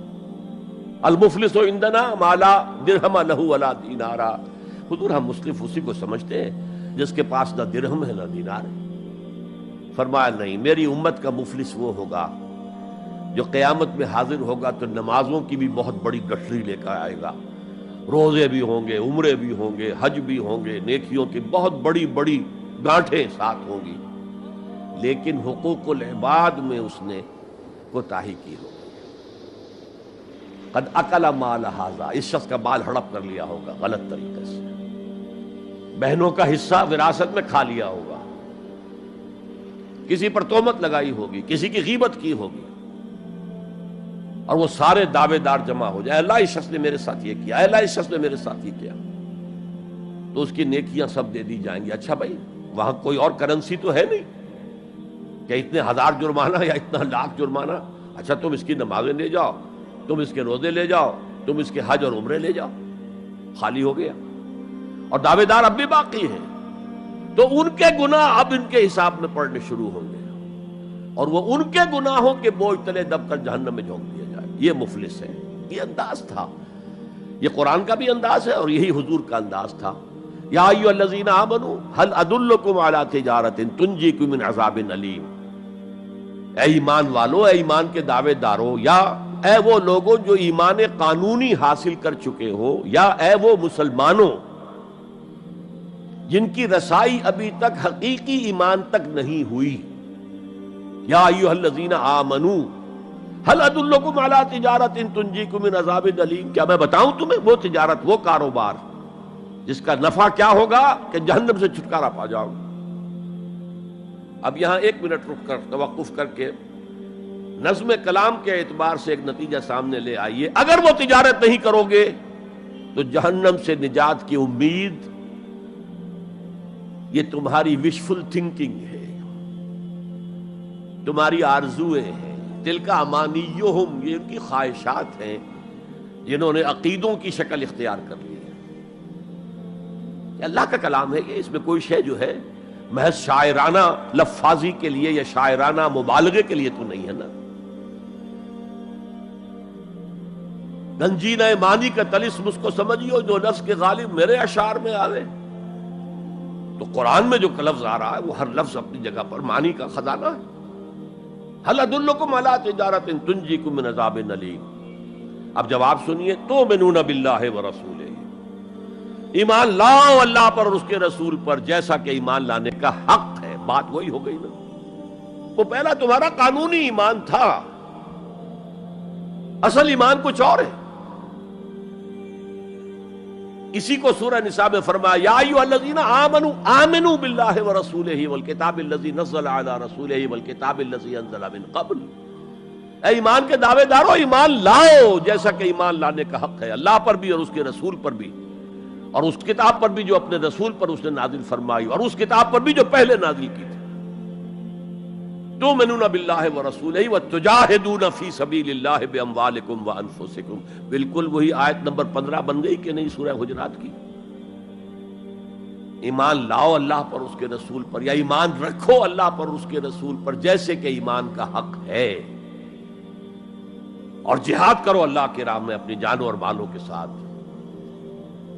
تؤمنون باللہ ورسولہ وتجاہدون فی سبیل اللہ باموالکم وانفسکم ذالکم خیر لکم ان کنتم تعلمون، یہی تمہارے حق میں بہتر ہے اگر تم سمجھو۔ اگرچہ بظاہر تو گھاٹے کا سودا ہے دنیاوی اعتبار سے، اللہ کی راہ میں جہاد کرنا جان کا اندیشہ، قتال کے لیے نکلنا جان کا، جو اگر بچ کے آ گئے تو ایک نئی زندگی سمجھیے، ورنہ انسان میدان جنگ میں جاتا ہے تو جان ہتھیلی پر رکھ کر جاتا ہے۔ مال مانگا جا رہا ہے اللہ کی راہ میں، مال دے کر دنیا میں تو بہرحال دولت کی کمی کا احساس ہوتا ہے نا، اگرچہ تمہیں گھاٹے کا سودا نظر آتا ہے، حقیقت میں یہی نفع کا سودا ہے اگر تمہارے پاس علم حقیقی ہے۔ اب ان دو مقامات سے جو نتیجہ میں نے نکالا، there can be no ایمان without jihad فی سبیل اللہ، there can be no salvation on the day of judgment without jihad فی سبیل اللہ۔ کس قدر اہم ہے جہاد فی سبیل اللہ کو اب سمجھنا، اس کے تقاضوں کو جاننا، اس کی شرائط کا فہم حاصل کرنا۔ اس ضمن میں جو دنیا میں آج غلط فہمیاں پھیلی ہوئی ہیں اور زبردستی پھیلائی بھی جا رہی ہیں جان بوجھ کر، اس کا اصل سبب ہم خود ہیں۔ ہماری بہت بڑی غلطی ہوئی، بہت بڑی غلطی ہوئی، بہت بڑی غلطی ہوئی کہ ہم نے جہاد اور قتال کو ہم مانی قرار دے دیا۔ یہ بھی جوڑا وہی ہے، عام اور خاص، لیکن جہاد اور قتال یہ ہم مانی نہیں ہے، سینونیمس نہیں ہے۔ اسی لیے میں نے سورہ صفی کی آیت نمبر 4 بھی آپ کو سنائی۔ اب یہ اس اعتبار سے جہاد اور قتال فی سبیل اللہ پر قرآن مجید کی جامع ترین صورت ہے، کل 14 آیتیں، اس میں جہاد فی سبیل اللہ کا ذکر بھی ہے، یہ آیت نمبر 11 کے اندر، اور آیت نمبر 4 میں قتال فی سبیل اللہ کا حکم بھی ہے۔ ان اللہ یحب الذین یقاتلون فی صفا صفا کانہم بنیان مرصوص، اللہ کو محبوب تو وہ بندے ہیں اس کے جو اس کی راہ میں جنگ کرتے ہیں، صفیں باندھ کر گویا کہ سیسا پلائی ہوئی دیوار ہے۔ قتال فی سبیل اللہ، جہاد فی سبیل اللہ، دو اصطلاحات ہیں، ان کا مفہوم بالکل ایک تو نہیں ہو سکتا۔ ہمارے ہاں ان دونوں کو مترادف قرار دے دیا، اس کے نتائج کیا نکلے؟ قتال ہر وقت تو ہوتا ہی نہیں، لہذا جہاد ثانوی شے ہو گیا، اس کی اہمیت ہی نہیں رہی، وہ جو بیک برنر کی جگہ ہوتی ہے وہاں رکھ دیا گیا۔ بعض لوگوں نے ایک اور غلطی کی اس کے برعکس، جہاد کی اہمیت کے پیش نظر انہوں نے اسے ارکان اسلام میں داخل کر دیا۔ یہ بہت بڑی جسارت ہے، اس لیے کہ متفقون علیہ حدیث حضرت عبداللہ ابن عمر سے میں سنا چکا ہوں، 5 ارکان اسلام کے، اور حدیث جبرائیل میں اسلام کی ڈیفینیشن وہی 5 چیزیں، چھٹی چیز داخل کرنے کا کسی کو حق نہیں۔ ارکان اسلام میں جہاد فی سبیل اللہ شامل ہے، ارکان ایمان میں شامل ہے۔ There can be no ایمان without جہاد فی سبیل اللہ، and there can be no salvation، نجات کا کوئی امکان نہیں ہے اگر جہاد فی سبیل اللہ نہیں۔ ہم نے مترادف بنا کر ایک طرف تو سیکنڈری حیثیت دے دی اس کو، اور اس سے ستم بالائے ستم، مسلمان جنگ کرے وہ جہاد فی سبیل اللہ ہے۔ مسلمان بادشاہ ہے، زانی ہے، شرابی ہے، بدماش ہے، عیاش ہے، اور وہ صرف کسی اپنے پڑوسی غیر مسلم ملک پر حملہ کر رہا ہے تاکہ اس کی ریونیوز بڑھ جائیں، اس کی آمدنی بڑھ جائے، اس کی عیاشیوں کا میں اضافہ ہو جائے، وہ اور زیادہ بڑے محل بنائے، تو اس کی جنگ جہاد فی سبیل اللہ ہوگی۔ ہم نے بدنام کیا جہاد فی سبیل اللہ۔ اب غیر مسلم تو یہ سب کچھ دیکھتے ہیں، جہاد کسے کہتے ہیں، اسی کے اعتبار سے پھر مفہوم ان کے سامنے آتا۔ یہ مغالطہ ہم نے ڈالا، اس کے نتائج آج ہم بھگت رہے ہیں۔ اب سمجھیے مثبت طور پر جہاد فی سبیل اللہ ہے کیا، اس کے مراحل کیا ہیں۔ ایک 9 سٹوریڈ بلڈنگ کا آپ تصور کریں گے جس کی نویں منزل پر جا کر قتال آئے گا، اس سے پہلے نہیں. لیکن اس سے بھی پہلے لفظی معنی کیا ہے جہاد کے؟ جہاد کا لفظ بنا جوہد سے. جوہد کے معنی کوشش، جد و جہد اردو میں عام بولتے ہیں، اور آج کے عنوان میں بھی جد و جہد ہی کا لفظ استعمال ہوا ہے. لیکن جیسا کہ میں نے کہا تھا، مختلف ابواب میں آنے سے معنی بدلتے ہیں. جہاد یا مجاہدہ، جوہد یک طرفہ ہے، کوشش، کسی کام کے لیے آپ کوشش کر رہے ہیں. To exert yourself for something, for some objective. لیکن جہاد یا مجاہدہ بنے گا جبکہ دو افراد ایک دوسرے کے مقابلے میں آ کر کوشش کر رہے ہیں، رسا کشی ہو رہی ہے. لہذا کوشش اور کشاکش، اس میں جو فرق ہے، رسا کشی، ایک ٹیم ادھر ہے ایک ادھر ہے، وہ رسے کو ادھر کھینچ رہی ہے وہ ادھر کھینچ رہی ہے، تو یہ دو طرفہ عمل ہے جہاد یا مجاہدہ. اسی طریقے سے قتل اور مقاتلہ یا قتال، کوئی شخص جا رہا تھا آپ نے شوٹ کر دیا، یہ قتل ہے، یک طرفہ عمل ہے.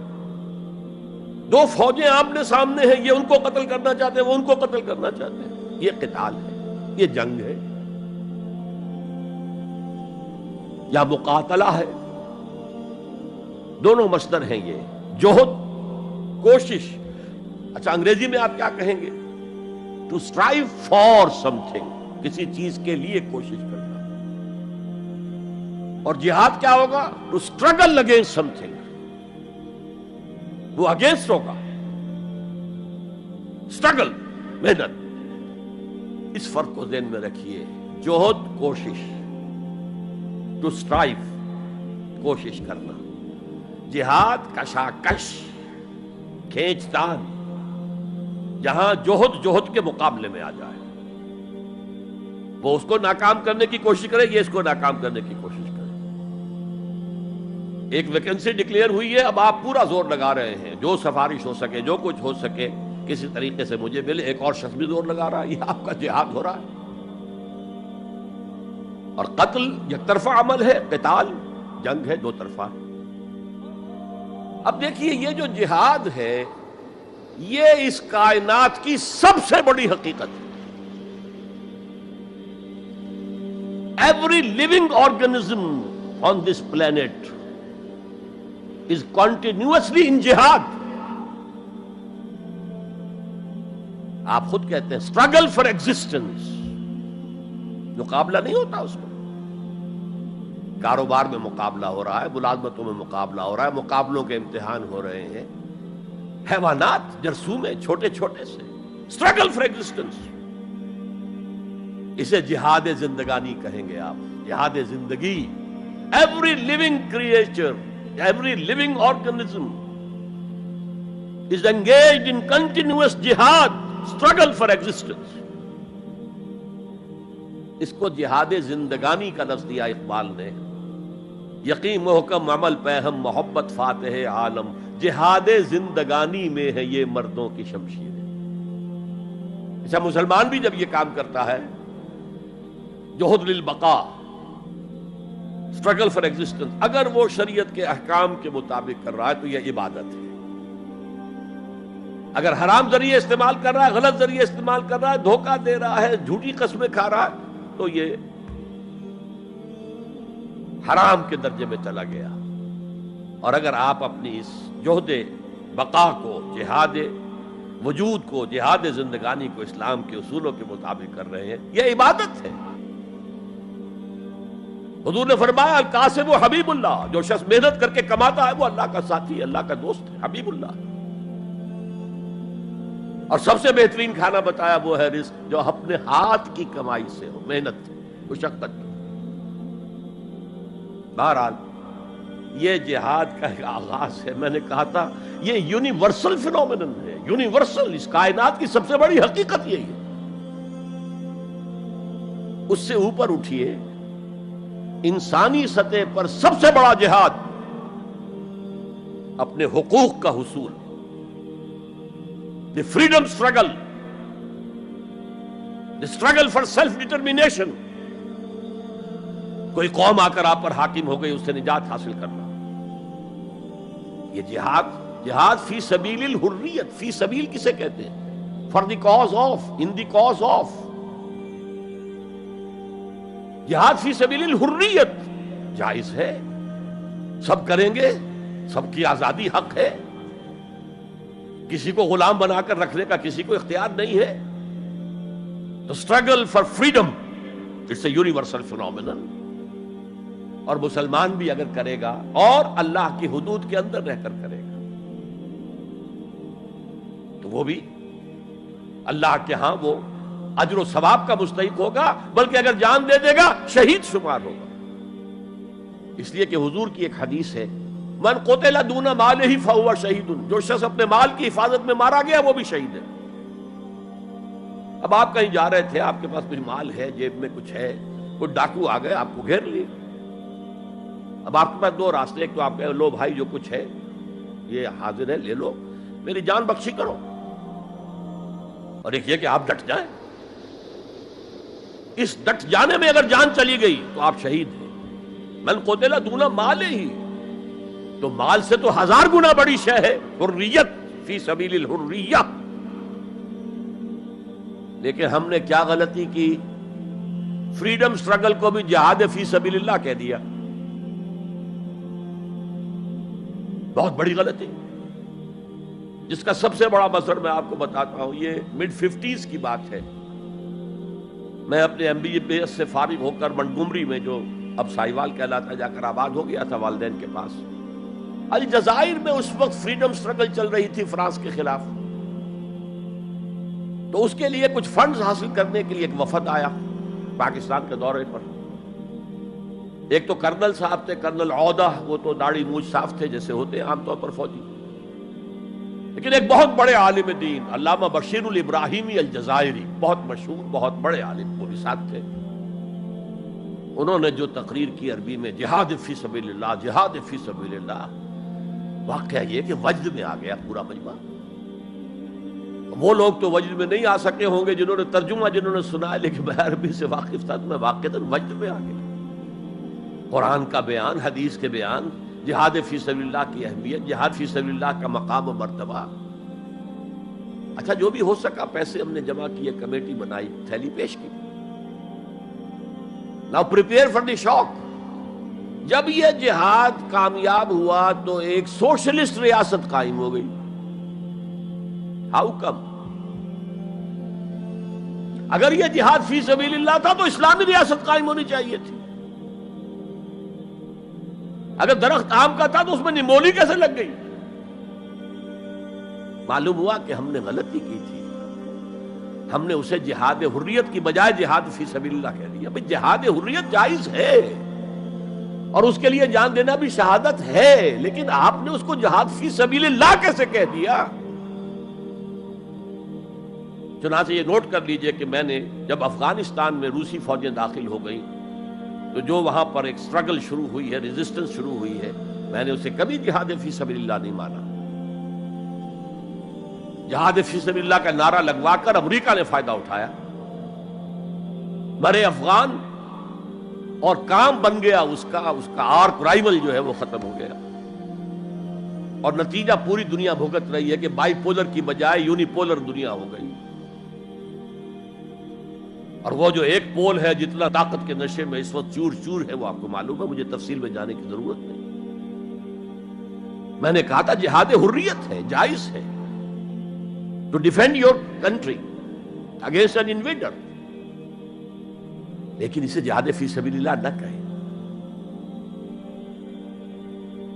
اچھا اس سے آگے آئیے، اب ہیومن لیول پر اس سے اوپر کا ایک کی سطح ہے، نظریے اور نظام کے لیے جہاد.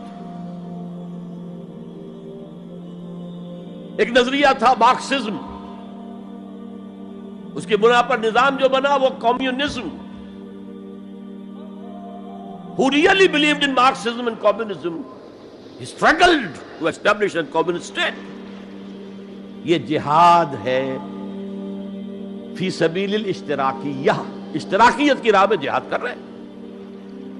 جانیں دے رہے ہیں، مر رہے ہیں، زار کی فوجیں جو ہیں وہ شوٹ کر رہی ہیں کھڑے ہو کر کے قطاروں کے اندر، جانیں دے رہے ہیں۔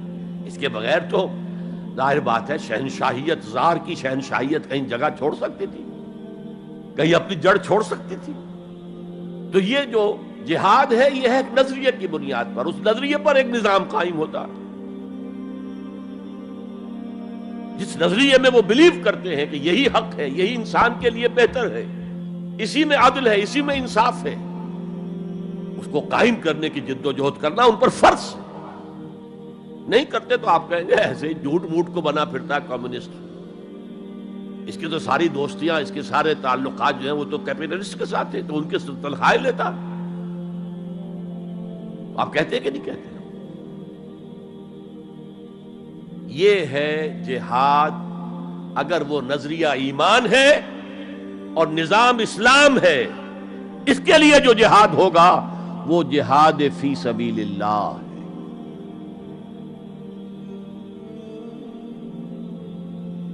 کسی اور مقصد کے لیے یہ جہاد کو آپ جہاد فی سبیل اللہ نہیں کہہ سکتے۔ آپ ڈیموکریسی کے قیام کے لیے کسی بادشاہت کو ختم کر کے ڈیموکریسی کا نظام قائم کرنا چاہتے ہیں، جہاد ہے، جہاد فی سبیل الدیمقراطیہ،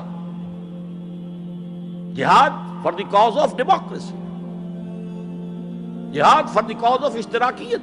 اسی معنی میں قرآن مشرکین مکہ کو بھی مجاہد قرار دیتا تھا، وہ تھے مجاہدین فی سبیل الشرک، جانے نہیں دے رہے تھے، کیا قربانیاں نہیں دے رہے تھے؟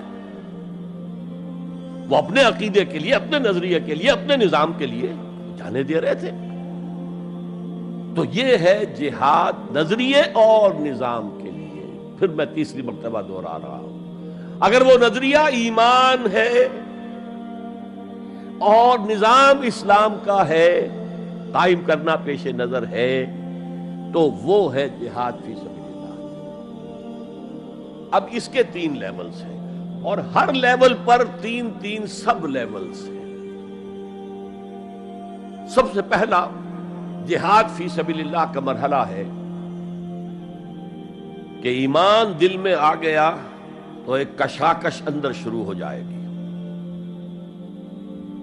میں اگر فرائیڈ کی اصطلاح استعمال کروں تو ایگو اور ایڈ یا لبیڈو میں تصادم ہوگا۔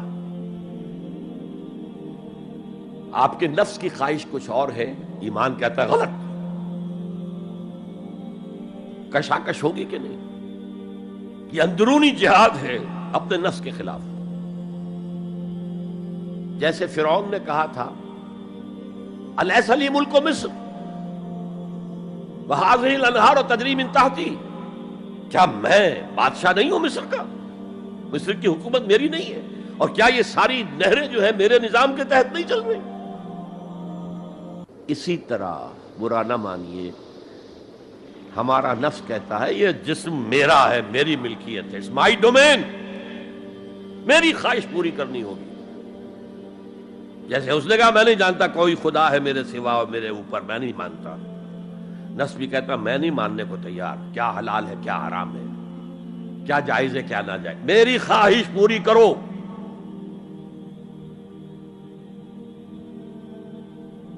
اس کے خلاف جہاد،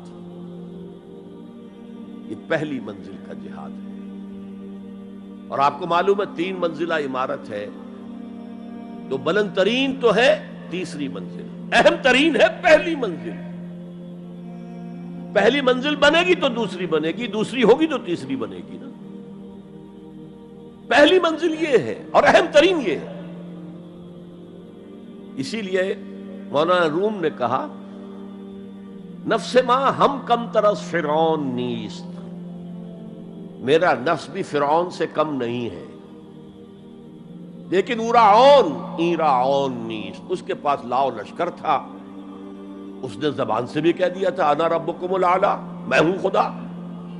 میرا نفس بیچارہ اس کے پاس کوئی لاؤ لشکر نہیں، زبان سے تو یہ کچھ نہیں کہتا، اندر یہی کہتا میں بادشاہ ہوں اس وجود کا، میری مرضی پوری۔ تو اسٹرگل اگینسٹ دس بیسر سیلف، ایک سیلف ہے اونچی سیلف، خودی، انا، ایگو، اور ایک ہے یہ بیسر سیلف، حیوانی جبلتیں جو اندھی بہری ہیں، جو حلال اور حرام سے انہیں کوئی غرض نہیں ہے، ان کے خلاف جہاد کرنا۔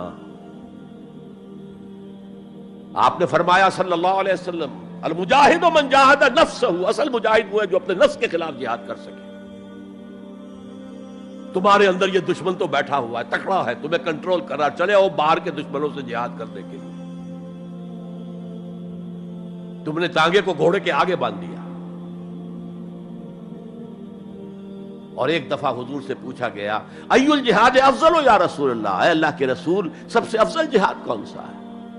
فرمایا ان تجاہد نفسک فی طاعت اللہ، اپنے نفس کے خلاف جہاد کرو، اسے اللہ کا مطیع کرو۔ یہ جو اندر کی کشمکش ہے، کشاکش ہے، یہ جہاد فی سبیل اللہ کا نقطہ آغاز، اللہ کا مطیع بنانا ہے نفس کو۔ اس کے ساتھ دو سب لیول اور ہیں۔ اس نفس کو بھڑکانے والی ایک قوت ہے انویزیبل، اور ویزیبل بھی ہے۔ انویزیبل قوت سب سے بڑی ابلیس، شیطان لعین، اور اس کے چیلے چانٹے جنات میں سے، اور ویزیبل میں انسانوں میں جو اس کے ایجنٹ ہیں، جو فحاشی کو کلچر کا نام دے، یہ اس ابلیس کے چیلے ہیں۔ ان کے خلاف جہاد نہیں کریں گے آپ، اگر آپ ان کے خلاف ایگریسو ایٹیٹیوڈ اختیار نہیں کریں گے تو آپ ان کے دباؤ میں آ جائیں گے۔ ان الشیطان لکم عدو فاتخذوہ عدوا، اے لوگوں یہ شیطان تمہارا دشمن ہے، اس کو اپنا دشمن سمجھو۔ وہ تمہیں سبز باغ دکھاتا ہے، بدی کو مزین کر کے دکھاتا ہے، اچھے اچھے نام اس کے رکھ دیتا ہے، اور تمہیں آمادہ کرتا ہے بدی کے ارتکاب پر۔ نہیں، وہ تمہارا دشمن ہے۔ افتتخذونہ وذریتہ اولیاء من دونی، تم مجھے چھوڑ کر اسے اور اس کے چیلے چانٹوں کو تم اپنا دوست بناتے ہو۔ نہیں، شیطان کے خلاف جنگ کرو۔ اور تیسرا اس پر سب لیول کیا ہے؟ معاشرہ اگر بگڑا ہوا ہے، اس کا عمومی رجحان برائی کی طرف ہے، تو سوشل پریشرز آپ کو ادھر دھکیلتے ہیں۔ جیسے کہ اگر کوئی موب جا رہا ہے تو اس کے ساتھ چلنا تو بہت آسان ہے، وہ خود ہی آپ کو دھکیلتا ہوا لے جائے گا۔ اس کے خلاف چلنا بہت مشکل کام ہو سکتا ہے۔ آپ بڑی زور لگا کے 4 قدم آگے بڑھیں، پھر کو ریلا آئے 10 قدم پیچھے لے جائے۔ تب دو ہی راستے ہیں، زمانہ بات و سازت تو بعد زمانہ بے ساز۔ یا تو پیسو معاملہ ہے، زمانہ تمہارے ساتھ سازگاری نہیں کرتا، چھوڑو تم زمانے کے ساتھ سازگاری اختیار کر لو، چلو تم ادھر کو ہوا ہو جدھر کی۔ ایک یہ ہے کہ نہیں، زمانہ بات و سازت تو بعد زمانہ ستیس۔ زمانہ اگر تمہارے ساتھ سازگاری نہیں کر رہا تو زمانے سے جنگ کرو، لڑو، ریزسٹ کرو۔ تو 3 جہاد ہو گئے فرسٹ لیول کے، 3 سب لیولز۔ نفس امارہ، اڈ، لیبیڈو، نفس حیوانی کے خلاف جہاد، اس کو بھڑکانے والے، وسوسہ اندازی کرنے والے، اس میں پھونکے مارنے والے، شیطان اور اس کی ذریت مانوی اور ذریت نسلی، جنات اور انسانوں میں جو اس کے ایجنٹ ہیں، ان کے خلاف جہاد، معاشرے کے خلاف ایک سٹرگل۔ اب یہ 3 جہاد آپ نے کر لیے، اللہ توفیق دے ہم میں سے ہر ایک کو، تو اب یہ جہاد آپ کے جسم سے باہر نکلے گا، خارج میں آئے گا۔ دوسری منزل ہے نظریاتی تصادم۔ اگر آپ نے ایمان کا نظریہ اختیار کیا ہے تو الحاد کا نظریہ رکھنے والے بھی موجود ہیں۔ آپ نے توحید کے نظریے کو اختیار کیا ہے تو مشرکانہ عقائد رکھنے والے بھی موجود ہیں۔ They are bound to resist۔ اس کے خلاف جہاد کرنا ہوگا، محنت کرنی ہوگی، اپنی بات کو دلائل سے ثابت کرنا ہوگا، اپنی بات کو اچھے انداز میں، حسن اسلوب سے لوگوں کے دلوں تک پہنچانا ہوگا۔ ظاہر بات ہے وقت لگے گا، جان کھپے گی، اور اگر آپ انتہائی سنسیئر ہیں، یہ آپ کا ایک لائف لانگ اور ہول ٹائم جو ہے آپ کی انگیجمنٹ ہوگی ہے. اینڈ ٹائم از منی. جہاد بالمال، جہاد بالنفس،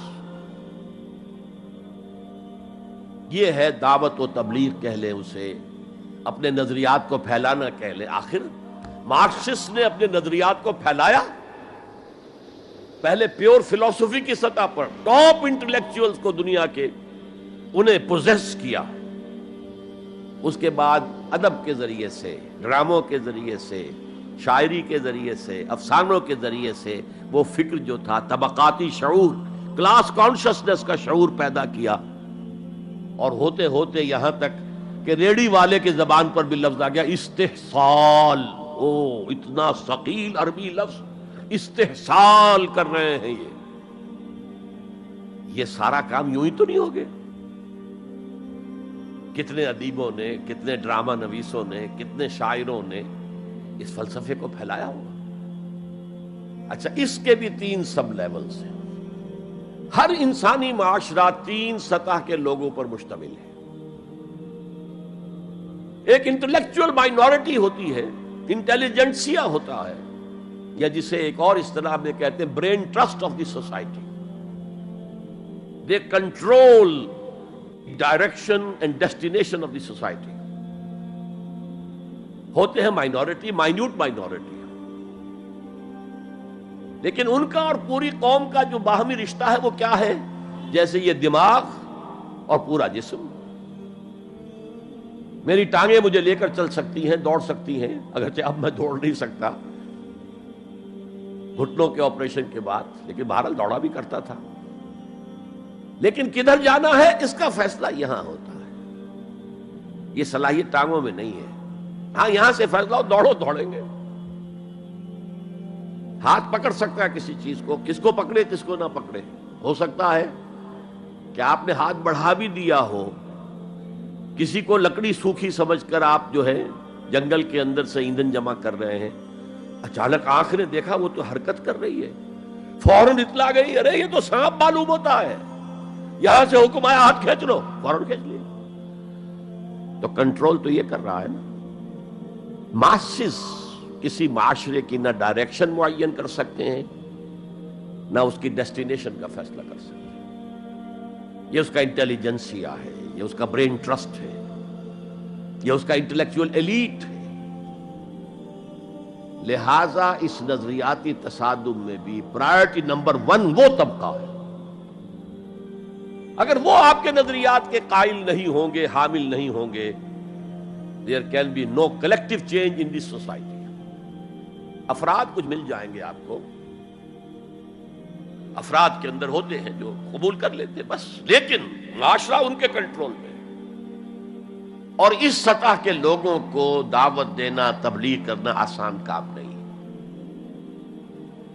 آپ کو دلیل سے بات کرنی ہوگی، آپ کو ان کے نظریات کا تجزیہ کرنا ہوگا، اس میں کتنا حصہ غلط ہے، کتنا صحیح ہے. ان کے دماغوں میں مارکسزم گھسا ہوا ہے، ان کے دماغوں میں فرائیڈزم گھسا ہوا ہے، ان کے دماغوں میں ڈارونزم گھسا ہوا ہے، ان کے دماغوں میں لاجیکل پازیٹیوزم گھسا ہوا ہے. ہاں، کچھ لوگ رہے ہیں آئیڈیلسٹ بھی.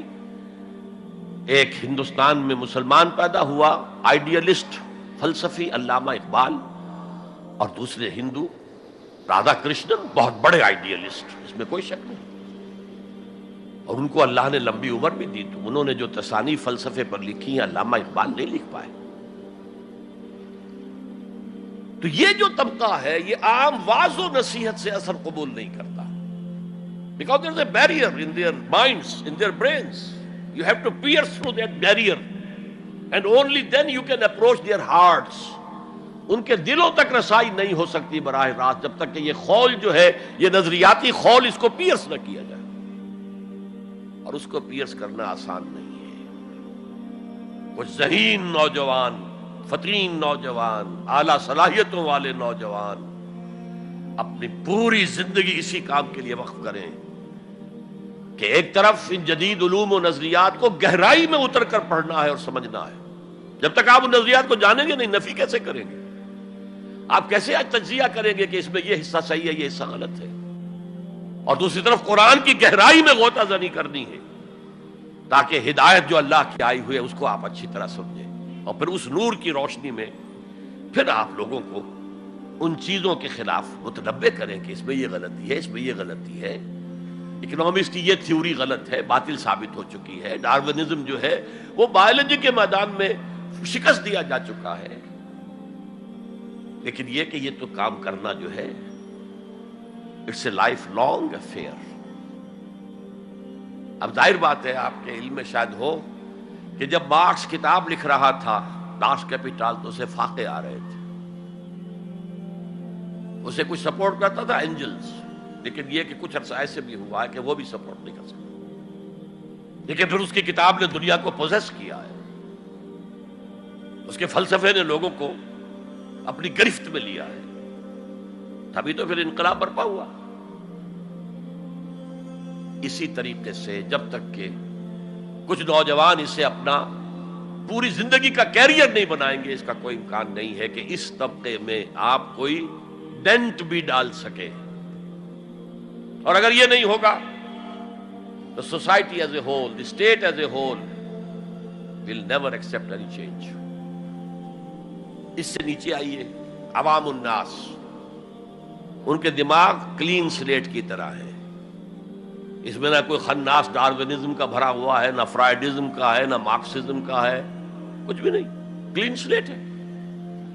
اس کو واعظ و نصیحت کے ذریعے سے ایسی بات جو از دل خیزت بر دل ریزت، دل سے اٹھے دل پہ اتر جائے، سادہ ترین زبان میں بھی بات کرو وہ قبول کریں گے، بس صرف اس کی ایک شرط ہے، آپ کا عمل بھی گواہی دے رہا ہو کہ آپ واقعی جو کہہ رہے ہیں اس پر خود بھی عمل پیرا ہے۔ یہ اگر پہلی منزل آپ سر کر آئے ہیں تب تو ٹھیک ہے، اگر پہلی منزل آپ نے سر نہیں کی اور آپ شروع ہو گئے مبلغ کی حیثیت سے، تو ایسا مبلغ جو ہے وہ اسلام کو بدنام کرے گا۔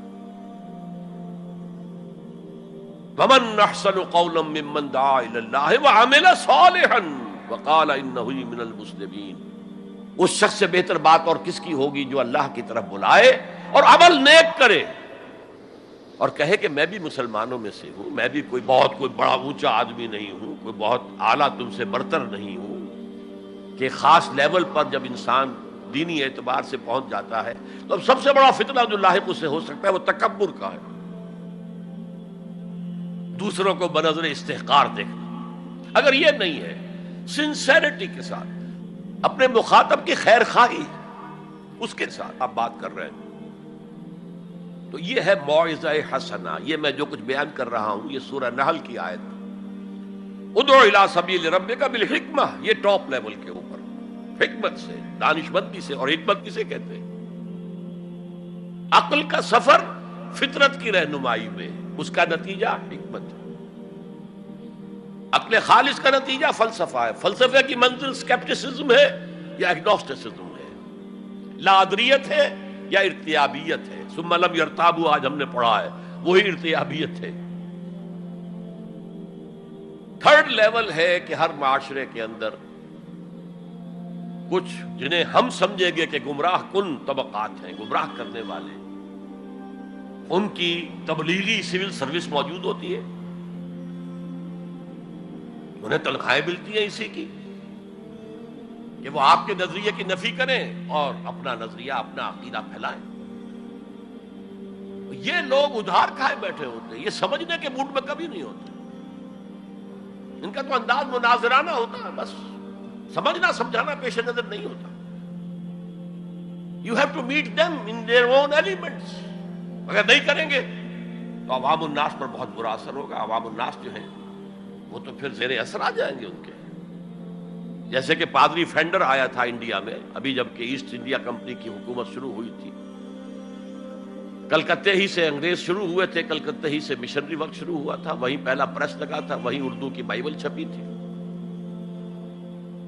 اور اس نے تمام مسلمان علماء سے مناظرے کیے، بنگال کے، بہار کے، یو پی کے، سب کو ہراتا ہوا، شکست دیتا ہوا دلی پہنچ گیا، اور دلی کی جامع مسجد کی سیڑھیوں پر کھڑے ہو کر اس نے اعلان کیا، اے مسلمانوں، میں وہاں سے یہاں تک آ گیا ہوں، تمہارا کوئی عالم میرا مقابلہ نہیں کر سکا۔ اس کی وجہ یہ کہ ہمارے علماء نہ بائبل پڑھتے تھے نہ تورات پڑھتے تھے، ان کا اصل سبجیکٹ تھا فقہ، اس لیے کہ انہیں سرکاری جو حکومت مسلمانوں کی تھی اس کے اندر قاضی اور مفتی کے عہدے اور قاضی اور خطیب جامع مسجد کے یہ عہدے تھے، تو سول سروس کے لیے جو نصاب بنا ہوا تھا وہاں اس میں قانون کی اہمیت تھی سب سے زیادہ، تو فقہ پڑھتے تھے، اور وہ لوگ تیار ہو کر آتے تھے پوری طرح عربی سے واقف ہے، قرآن سے واقف ہے، تو مقابلہ کیسے ہو؟ اور اگر اس وقت کوئی شخص مقابلے میں نہ آ سکتا، ایک تو عجیب بات نوٹ کیجئے کہ اس وقت اسلام اور توحید کا دفاع کرنے والا سب سے بڑا ایک ہندو تھا، راجا رام موہن رائے، آئینہ تثلیث اس نے کتاب لکھی ہے جس میں کہ ٹرینٹی جو عیسائیت کی بنیاد ہے اس کی نفی کی اور توحید کا اس بات کیا۔ بہرحال پادری فینڈر کے مقابلے میں کوئی اگر نہ آتا تو کیا اثر ہوتا علماء پر؟ ویسے ہمیں انگریزوں نے فتح کر لیا، ہمارے مذہب کو عیسائیوں نے فتح کر لیا، لیکن اللہ کا فضل ہوا، کرم ہوا، ضلع مظفر نگر کا ایک قصبہ کیرانہ ہے، مولانا رحمت اللہ کیرانوی رحمت اللہ علیہ، وہ میدان میں آئے، انہوں نے شکست فاش دی، فینڈر کو بھاگ گیا ہندوستان سے۔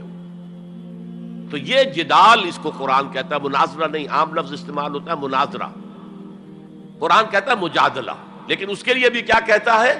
جدال بھی کرو تو خوبصورت طریقے سے، گالم گلوچ نہ کرو، لوگوں کی توہین نہ کرو، ان کے جھوٹے معبود ہیں تو انہیں گالیاں مت دو، شریفانہ انداز میں بات کرو۔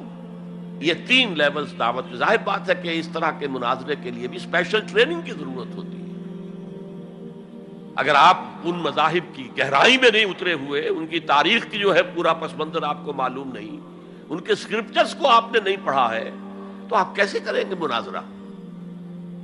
تو یہ تین سب لیولز ہیں دعوت و تبلیغ کے، جہاد کے، جس میں جان بھی لگتی ہے، مال بھی لگتا ہے۔ ایک ادعو الی سبیل ربک بالحکمہ for the elite, intellectual elite, والموعظۃ الحسنہ فار دی کامن ماسز، وجادلہم باللتی احسن، اور جدال اور مجادلہ کرو ان کے ساتھ، لیکن بہت عمدہ طریقے سے، خوش اسلوبی سے، اس میں تہذیب ہونی چاہیے، شائستگی ہونی چاہیے، اگر وہ کہیں اس سے نیچے گر رہے تو مت گرنا۔ 2 لیولز اور 6 سب لیول ہو گئے، اب آئیے اس کا چوٹی کا جہاد ہے نظام کو بدلنا۔ مارکسزم کو مانا ہے تو فرض ہے کہ کمیونزم نافذ کرو، یہ سخت ترین مرحلہ ہے، اس لیے کہ ظاہر بات ہے کہ خلا تو کہیں ہے نہیں، کوئی نہ کوئی نظام تو ہے، اور وہ نظام اپنے آپ کو ڈیفینڈ کرتا ہے، وہ سٹیٹس کو وہ چاہتا ہے، اس کے ساتھ جو پریویلیج کلاسز ہیں وہ چاہیں گی نظام یہی رہے، اسی کی شاخوں پر تو ہمارے آشیانے بنے ہوئے ہیں، ہمارے گھونسلے، ہمارے مفادات پر زد پڑ رہی ہے۔ Grid up your lines, resist them, یہ معاملہ ہے جس میں تصادم آتا ہے، نظام تصادم کے بغیر نہیں بدل سکتا۔ دعوت کے ذریعے آپ سلیم الفطرت سلیم العقل لوگوں کو کھینچ لیں گے، لیکن لاتوں کے بھوت باتوں سے نہیں مانتے، جن کے ویسٹڈ انٹرسٹ ہے وہ نہیں چھوڑیں گے، ان میں سے بھی ہو سکتا ہے نکل آئے، ابو بکر صدیق انہی میں سے تھے، عثمان غنی انہی میں سے تھے، لیکن نکل آتے، لوگ نکل آتے، لیکن اکثریت ان کی وہ ڈٹ جاتی ہے۔ گارڈ اپ یور لائنز، اپنے مفادات کا تحفظ کرو، بچاؤ اپنے مفادات کو، تو تصادم بیکمز انیویٹیبل، انیویٹیبل، انیویٹیبل۔ اس تصادم کی بھی 3 سٹیجز ہیں، وہی میں نے کہا تھا نا، 3 سب سٹیجز ہر سٹیج پر۔ پہلی یہ ہے جسے پیسو ریزسٹنس کہا جائے گا۔ ظاہر بات ہے کہ کانفلکٹ تو انقلابی لوگوں نے پیدا کیا ہے نا، معاشرہ تو بس رہا تھا، غلام اپنے قسمت پر شاکر و صابر تھے، غربا کہتے تھے ہماری تقدیر ہی یہ ہے، ٹھیک ہے، اسی لیے تو مارکس نے کہا کہ یہ اوپیم آف دی ماسز ہے مذہب۔ اس نے کانفلکٹ کس نے پیدا کیا؟ جس نے کہا یہ غلط ہے، یہ نظام صحیح نہیں ہے، یہ ریپریسو ہے، یہ ایکسپلائٹیٹو ہے، یہ ڈسکریمنیٹو ہے، اس میں تقسیم دولت کا نظام غلط ہے۔ ایک طرف ارتکاز دولت ہے، دوسری طرف احتیاج ہے، بھوک ہے، مفلسی ہے، قلاشی ہے۔ جو یہ کہتے ہیں تو گویا کہ ایک تالاب پرسکون تھا، اس نے پتھر تو آپ نے مارا نا، اب جو لہریں اٹھیں گی تو be prepared to face the music. چنانچہ اور مارو ان کو قتل کرو، ان کو جیلوں میں ٹھونس دو، ان کو یہ کرو، ان کو وہ کرو۔ اس سارے معاملے میں پہلی سٹیج ہوگی اس نظریاتی اور نظام کے تصادم میں ٹیک آل پرسیکیوشن وداؤٹ اینی ریٹیلیشن۔ اگر آپ وائلنٹ ہو گئے فرام دی ویری بگننگ تو جو پاور اس وقت ہے موجود، جو نظام ہے اس کو ریپرزینٹ کرنے والی جو حکومت موجود ہے، وہ آپ کو کرش کر کے رکھ دیں گے۔ You have to buy time. اور اس کے لیے کیا ہے؟ وہ تمہیں مارے تم جواب نہ دو، وہ گالی دے تم انہیں دعائیں دو، وہ پتھر مارے تم پھول پیش کرو۔ ادفع باللتی ہی احسن، بہترین انداز میں دفاع کرو۔ اسے کہتے ہیں پیسو ریزسٹنس۔ حضور کی سیرت میں پورے 12 برس یہ حکم تھا، this was the order of the day, no retaliation whatsoever, no raising of hands even in self ڈیفense۔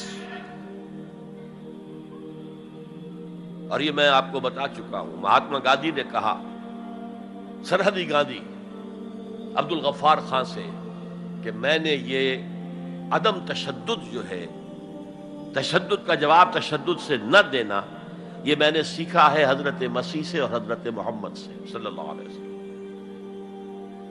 حضرت مسیح کی زندگی پہلی سٹیج ہی پر تک رہی، آگے کی وہ مہم چلی ہی نہیں، اس لیے کہ آپ کو ریسپانس ملا ہی نہیں۔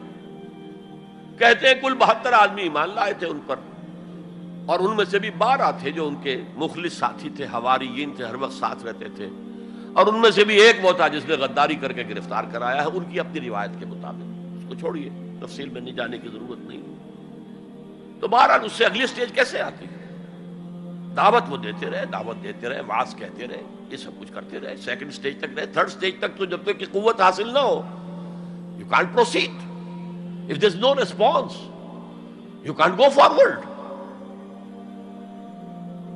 لیکن یہ کہ حضور کی زندگی میں اگلی سٹیج آ گئی،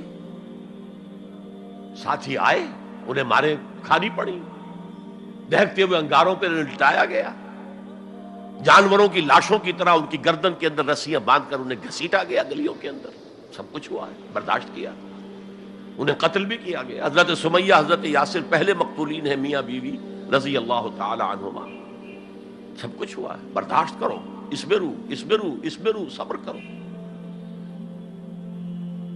اس کا ایک بہت بڑا نتیجہ نکلتا ہے، اس معاشرے میں جو سائلنٹ میجورٹی ہوتی ہے، وہ سائلنٹ میجورٹی سائلنٹ تو ہوتی ہے، ڈمب تو ہے، ڈیف نہیں ہے، بلائنڈ نہیں ہے۔ وہ بلال کی چیخیں تو سن رہی ہے نا، وہ دیکھ رہی ہے کس طرح دہکتے ہوئے انگاروں پر خباب بن الارت کو لٹایا گیا۔ یہ جو سائلنٹ میجورٹی ہوتی ہے، اب یہ سوچتی ہے یہ ان کے اوپر کیوں یہ تشدد آ رہا ہے؟ کیا بلال نے آقا کی کوئی چوری کر لی تھی؟ کہیں خدا نہ خواستہ خاکم و دہن آقا کی بیٹی کی عزت پر ہاتھ ڈال دیا؟ کیا کیا تھا جو یہ آقا جو ہے امیہ ابن خلف یہ کچھ کر رہا ہے اس کے ساتھ؟ اس کے بعد جب انہیں معلوم ہوتا ہے کوئی جرم نہیں ہے، صرف یہ کہتا ہے اللہ ایک ہے، میں اور اس کے ساتھ کسی کو شریک کرنے کو تیار نہیں، اور محمد اللہ کے رسول ہے، بس جرم ہے تو یہ ہے۔ اب اس کا کیا اثر پڑتا ہوگا اس سائلنٹ میجورٹی پہ، اس کا آپ اندازہ کر لیجیے۔ ان کی ہمدردیاں اندر ہی اندر ان کے ساتھ ہو رہی ہیں، اگرچہ وہ گئے ہیں اپنے لیڈروں کے دباؤ کی وجہ سے غزوہ بدر میں، مفتوح تو پہلے سے ہو چکے تھے، جو دلوں کو فتح کر لے وہی فاتح زمانہ۔ بہرحال first stage is passive resistance, صبر محض. سیکنڈ، جب ذرا محسوس ہو ہمارے پاس طاقت ہے، we can risk a direct confrontation with the system، تو اس نظام کو کہیں سے چھیڑا جائے دکھتی رگ کو. دیکھیے گاندھی جی کی موومنٹ میں عرض کر چکا ہوں، پہلے کیا تھا؟ Non violent, naan cooperation. کوئی جرم تو نہیں ہے، ہم نہیں پہنتے تمہارے کپڑے، کیا کوئی قانون ہے یہ؟ لیکن سیکنڈ سٹیج کیا آئی؟ یہ چھیڑنا تھا اس کو. نان وائلنٹ سول ڈسوبیڈینس، ہم پرماتما کے سمندر سے پرماتما کا بنایا ہوا نمک لینے جا رہے ہیں، ہم نے تو کسی کو کچھ نہیں کہا، but it amounted to challenging the taxation policy of British India. اب لاٹھیاں پڑی ہیں، جیلوں میں ٹھوسے گئے ہیں، سب کچھ وہاں برداشت کیا ہے، کھڑے رہے، مضبوط رہے. تو یہ سٹیج آتی ہے جب یہ سمجھا جائے کہ ہاں اب طاقت ہے ہمارے پاس، we can risk a direct confrontation with the system. اس میں حضور نے کیا کیا تھا؟ مدینے میں جا کر آپ نے 6 مہینے لگائے تھے، 3 کام جن سے کہ اپنی پوزیشن کنسالیڈیٹ کی. مدینے میں کنسٹرکشن آف دی ماسک، وہ مرکز بن گیا، وہی حکومت، وہی دار الشورا، وہی تزکیے کی جگہ، وہی نماز کی جگہ، سب کچھ وہی تھا. دوسرے، ایک انصاری ایک مہاجر، بھائی بھائی، تاکہ یہ 2 فیکشنز علیحدہ علیحدہ نہ رہیں، انٹیگریٹ ہو جائیں. اور ایک جو 3 قبیلے یہود کے موجود تھے ان کو جکڑ لیا ایک میثاق میں، معاہدے میں، میثاق مدینہ، joint defence of Medina, pact for the joint defence of Medina. اگر مدینے میں باہر سے حملہ ہوا تو ہم سب مل کر ایک امت کی حیثیت سے دفاع کریں. اس کے بعد آپ نے چھوٹے چھوٹے چھاپا مار دستے بھیجنے شروع کر دیے. ان کی جو لائف لائن تھی، میں نے بتایا تھا کہ ان کے کیریوانز کو کوئی ٹوکتا نہیں تھا، روکتا نہیں تھا، لوٹتا نہیں تھا. اب تھریٹن کیا محمد نے صلی اللہ علیہ وسلم. یہ گویا کہ اکنامک بلاکیڈ آف مکہ تھا. اور جب بھی یہاں کہیں گئے آپ، وہاں کے لوکل قبیلے سے آپ نے صلح کر لی، معاہدہ کر لیا. یا تو وہ پہلے قریش کے حلیف تھے، اب حضور کے حلیف ہو گئے، یا انہوں نے کہا کہ صاحب ہم نہ آپ کے ساتھ نہ ان کے ساتھ، نیوٹرل رہیں گے، نہ آپ کے خلاف ان کی مدد کریں گے، نہ ان کے خلاف آپ کی مدد کریں گے. ان دونوں کا نتیجہ یہ ہوا کہ zone of political influence of Quraish started diminishing. یہ 2 ریزنز تھیں کہ پھر پوری طاقت کے ساتھ قریش نے ریٹیلیٹ کیا ہے. اور پھر لاسٹ معاملہ شروع ہوا ہے، تیسری منزل. اس تیسری منزل کی تیسرا سب لیول، اس کا نام ہے قتال فی سبیل اللہ. اب جنگ شروع، اے 6 years long وار. یہ جو بدر ہے، احد ہے، احزاب ہے، بنی المصطلق ہے، بے شمار غزوات، چھوٹے چھوٹے، بڑے بڑوں کے نام ہمیں یاد ہیں صرف. It was a continuous war with battles. Badr battle ہے، جنگ نہیں ہے، جنگ تو مسلسل ہے. بہرحال اس کا نتیجہ یہ قتال فی سبیل اللہ کی منزل آئی ہے. چونکہ یہ ساری 8 منزلیں طے کر کے یہاں پہنچے تھے، لہذا کامیابی ہوئی. اگر ایسے ہی اچھل کر نویں منزل پر پہنچ جاتے تو نیچے گر کر ختم ہوتے. یہ ہے قتال فی سبیل اللہ، اللہ کی راہ میں قتال. بہرحال آج کے انقلاب اسلامی کے لیے پہلے 5 سٹیپ جو کہ تو رہیں گے. دعوت دی جائے گی، لوگوں کی اصلاح کی جائے گی، انہیں منظم کیا جائے گا، پھر پیسو ریزسٹنس کے دور سے گزرنا ہوگا، پھر ایکٹیو ریزسٹنس. لیکن آخری جو ہے 2 طرفہ جنگ کی بجائے ایک طرفہ جنگ. آپ یہ نہ سمجھیے گا میں ہندوستان میں تقریر کر رہا ہوں تو میں گاندھی جی کی تعریف کر رہا ہوں. یہ میری تقریریں کیسٹ پہلے سے موجود ہے، میں نے ہمیشہ نام لیا ہے کہ آج کے دور میں اس انقلابی عمل کی آخری سٹیج کیا ہوگی. اس کے ضمن میں مہاتما گاندھی کا پروسیس درست ہے. نان وائلنٹ، نان کوآپریشن، ترک موالات، نان وائلنٹ، سول ڈس اوبیڈینس. لیکن یہ سٹیجز کب آئیں؟ جب گاندھی لیڈر بن چکے تھے. ان کا یہ کہہ دینا کافی تھا کہ بدیشی کپڑا ہم نہیں پہنیں گے اور ہم اپنا چرخہ چلائیں گے. پورے ہندوستان میں چرخے چلنے شروع ہو گئے. لیڈر تو پہلے کوئی ہونا. تو یہ اجتہاد جو ہے اس کو آج ہمیں قبول کرنا ہوگا. ہمارے لوگ کچھ دوسرے راستوں پر چلے ہیں جس کی وجہ سے دنیا کو موقع ملا ہے کہ وہ جہاد کے لفظ کو خوب اچھالیں اور بدنام کریں. حالانکہ جہاد کا یہ پروسیس سامنے ہو تو کسی سلیم الفطرت انسان، کسی سلیم العقل انسان کو اس پر اعتراض کا کوئی بھی حق حاصل نہیں ہوگا. بارک اللہ لی ولکم فی القرآن العظیم ونفعنی وإیاکم بالآیات والذکر الحکیم.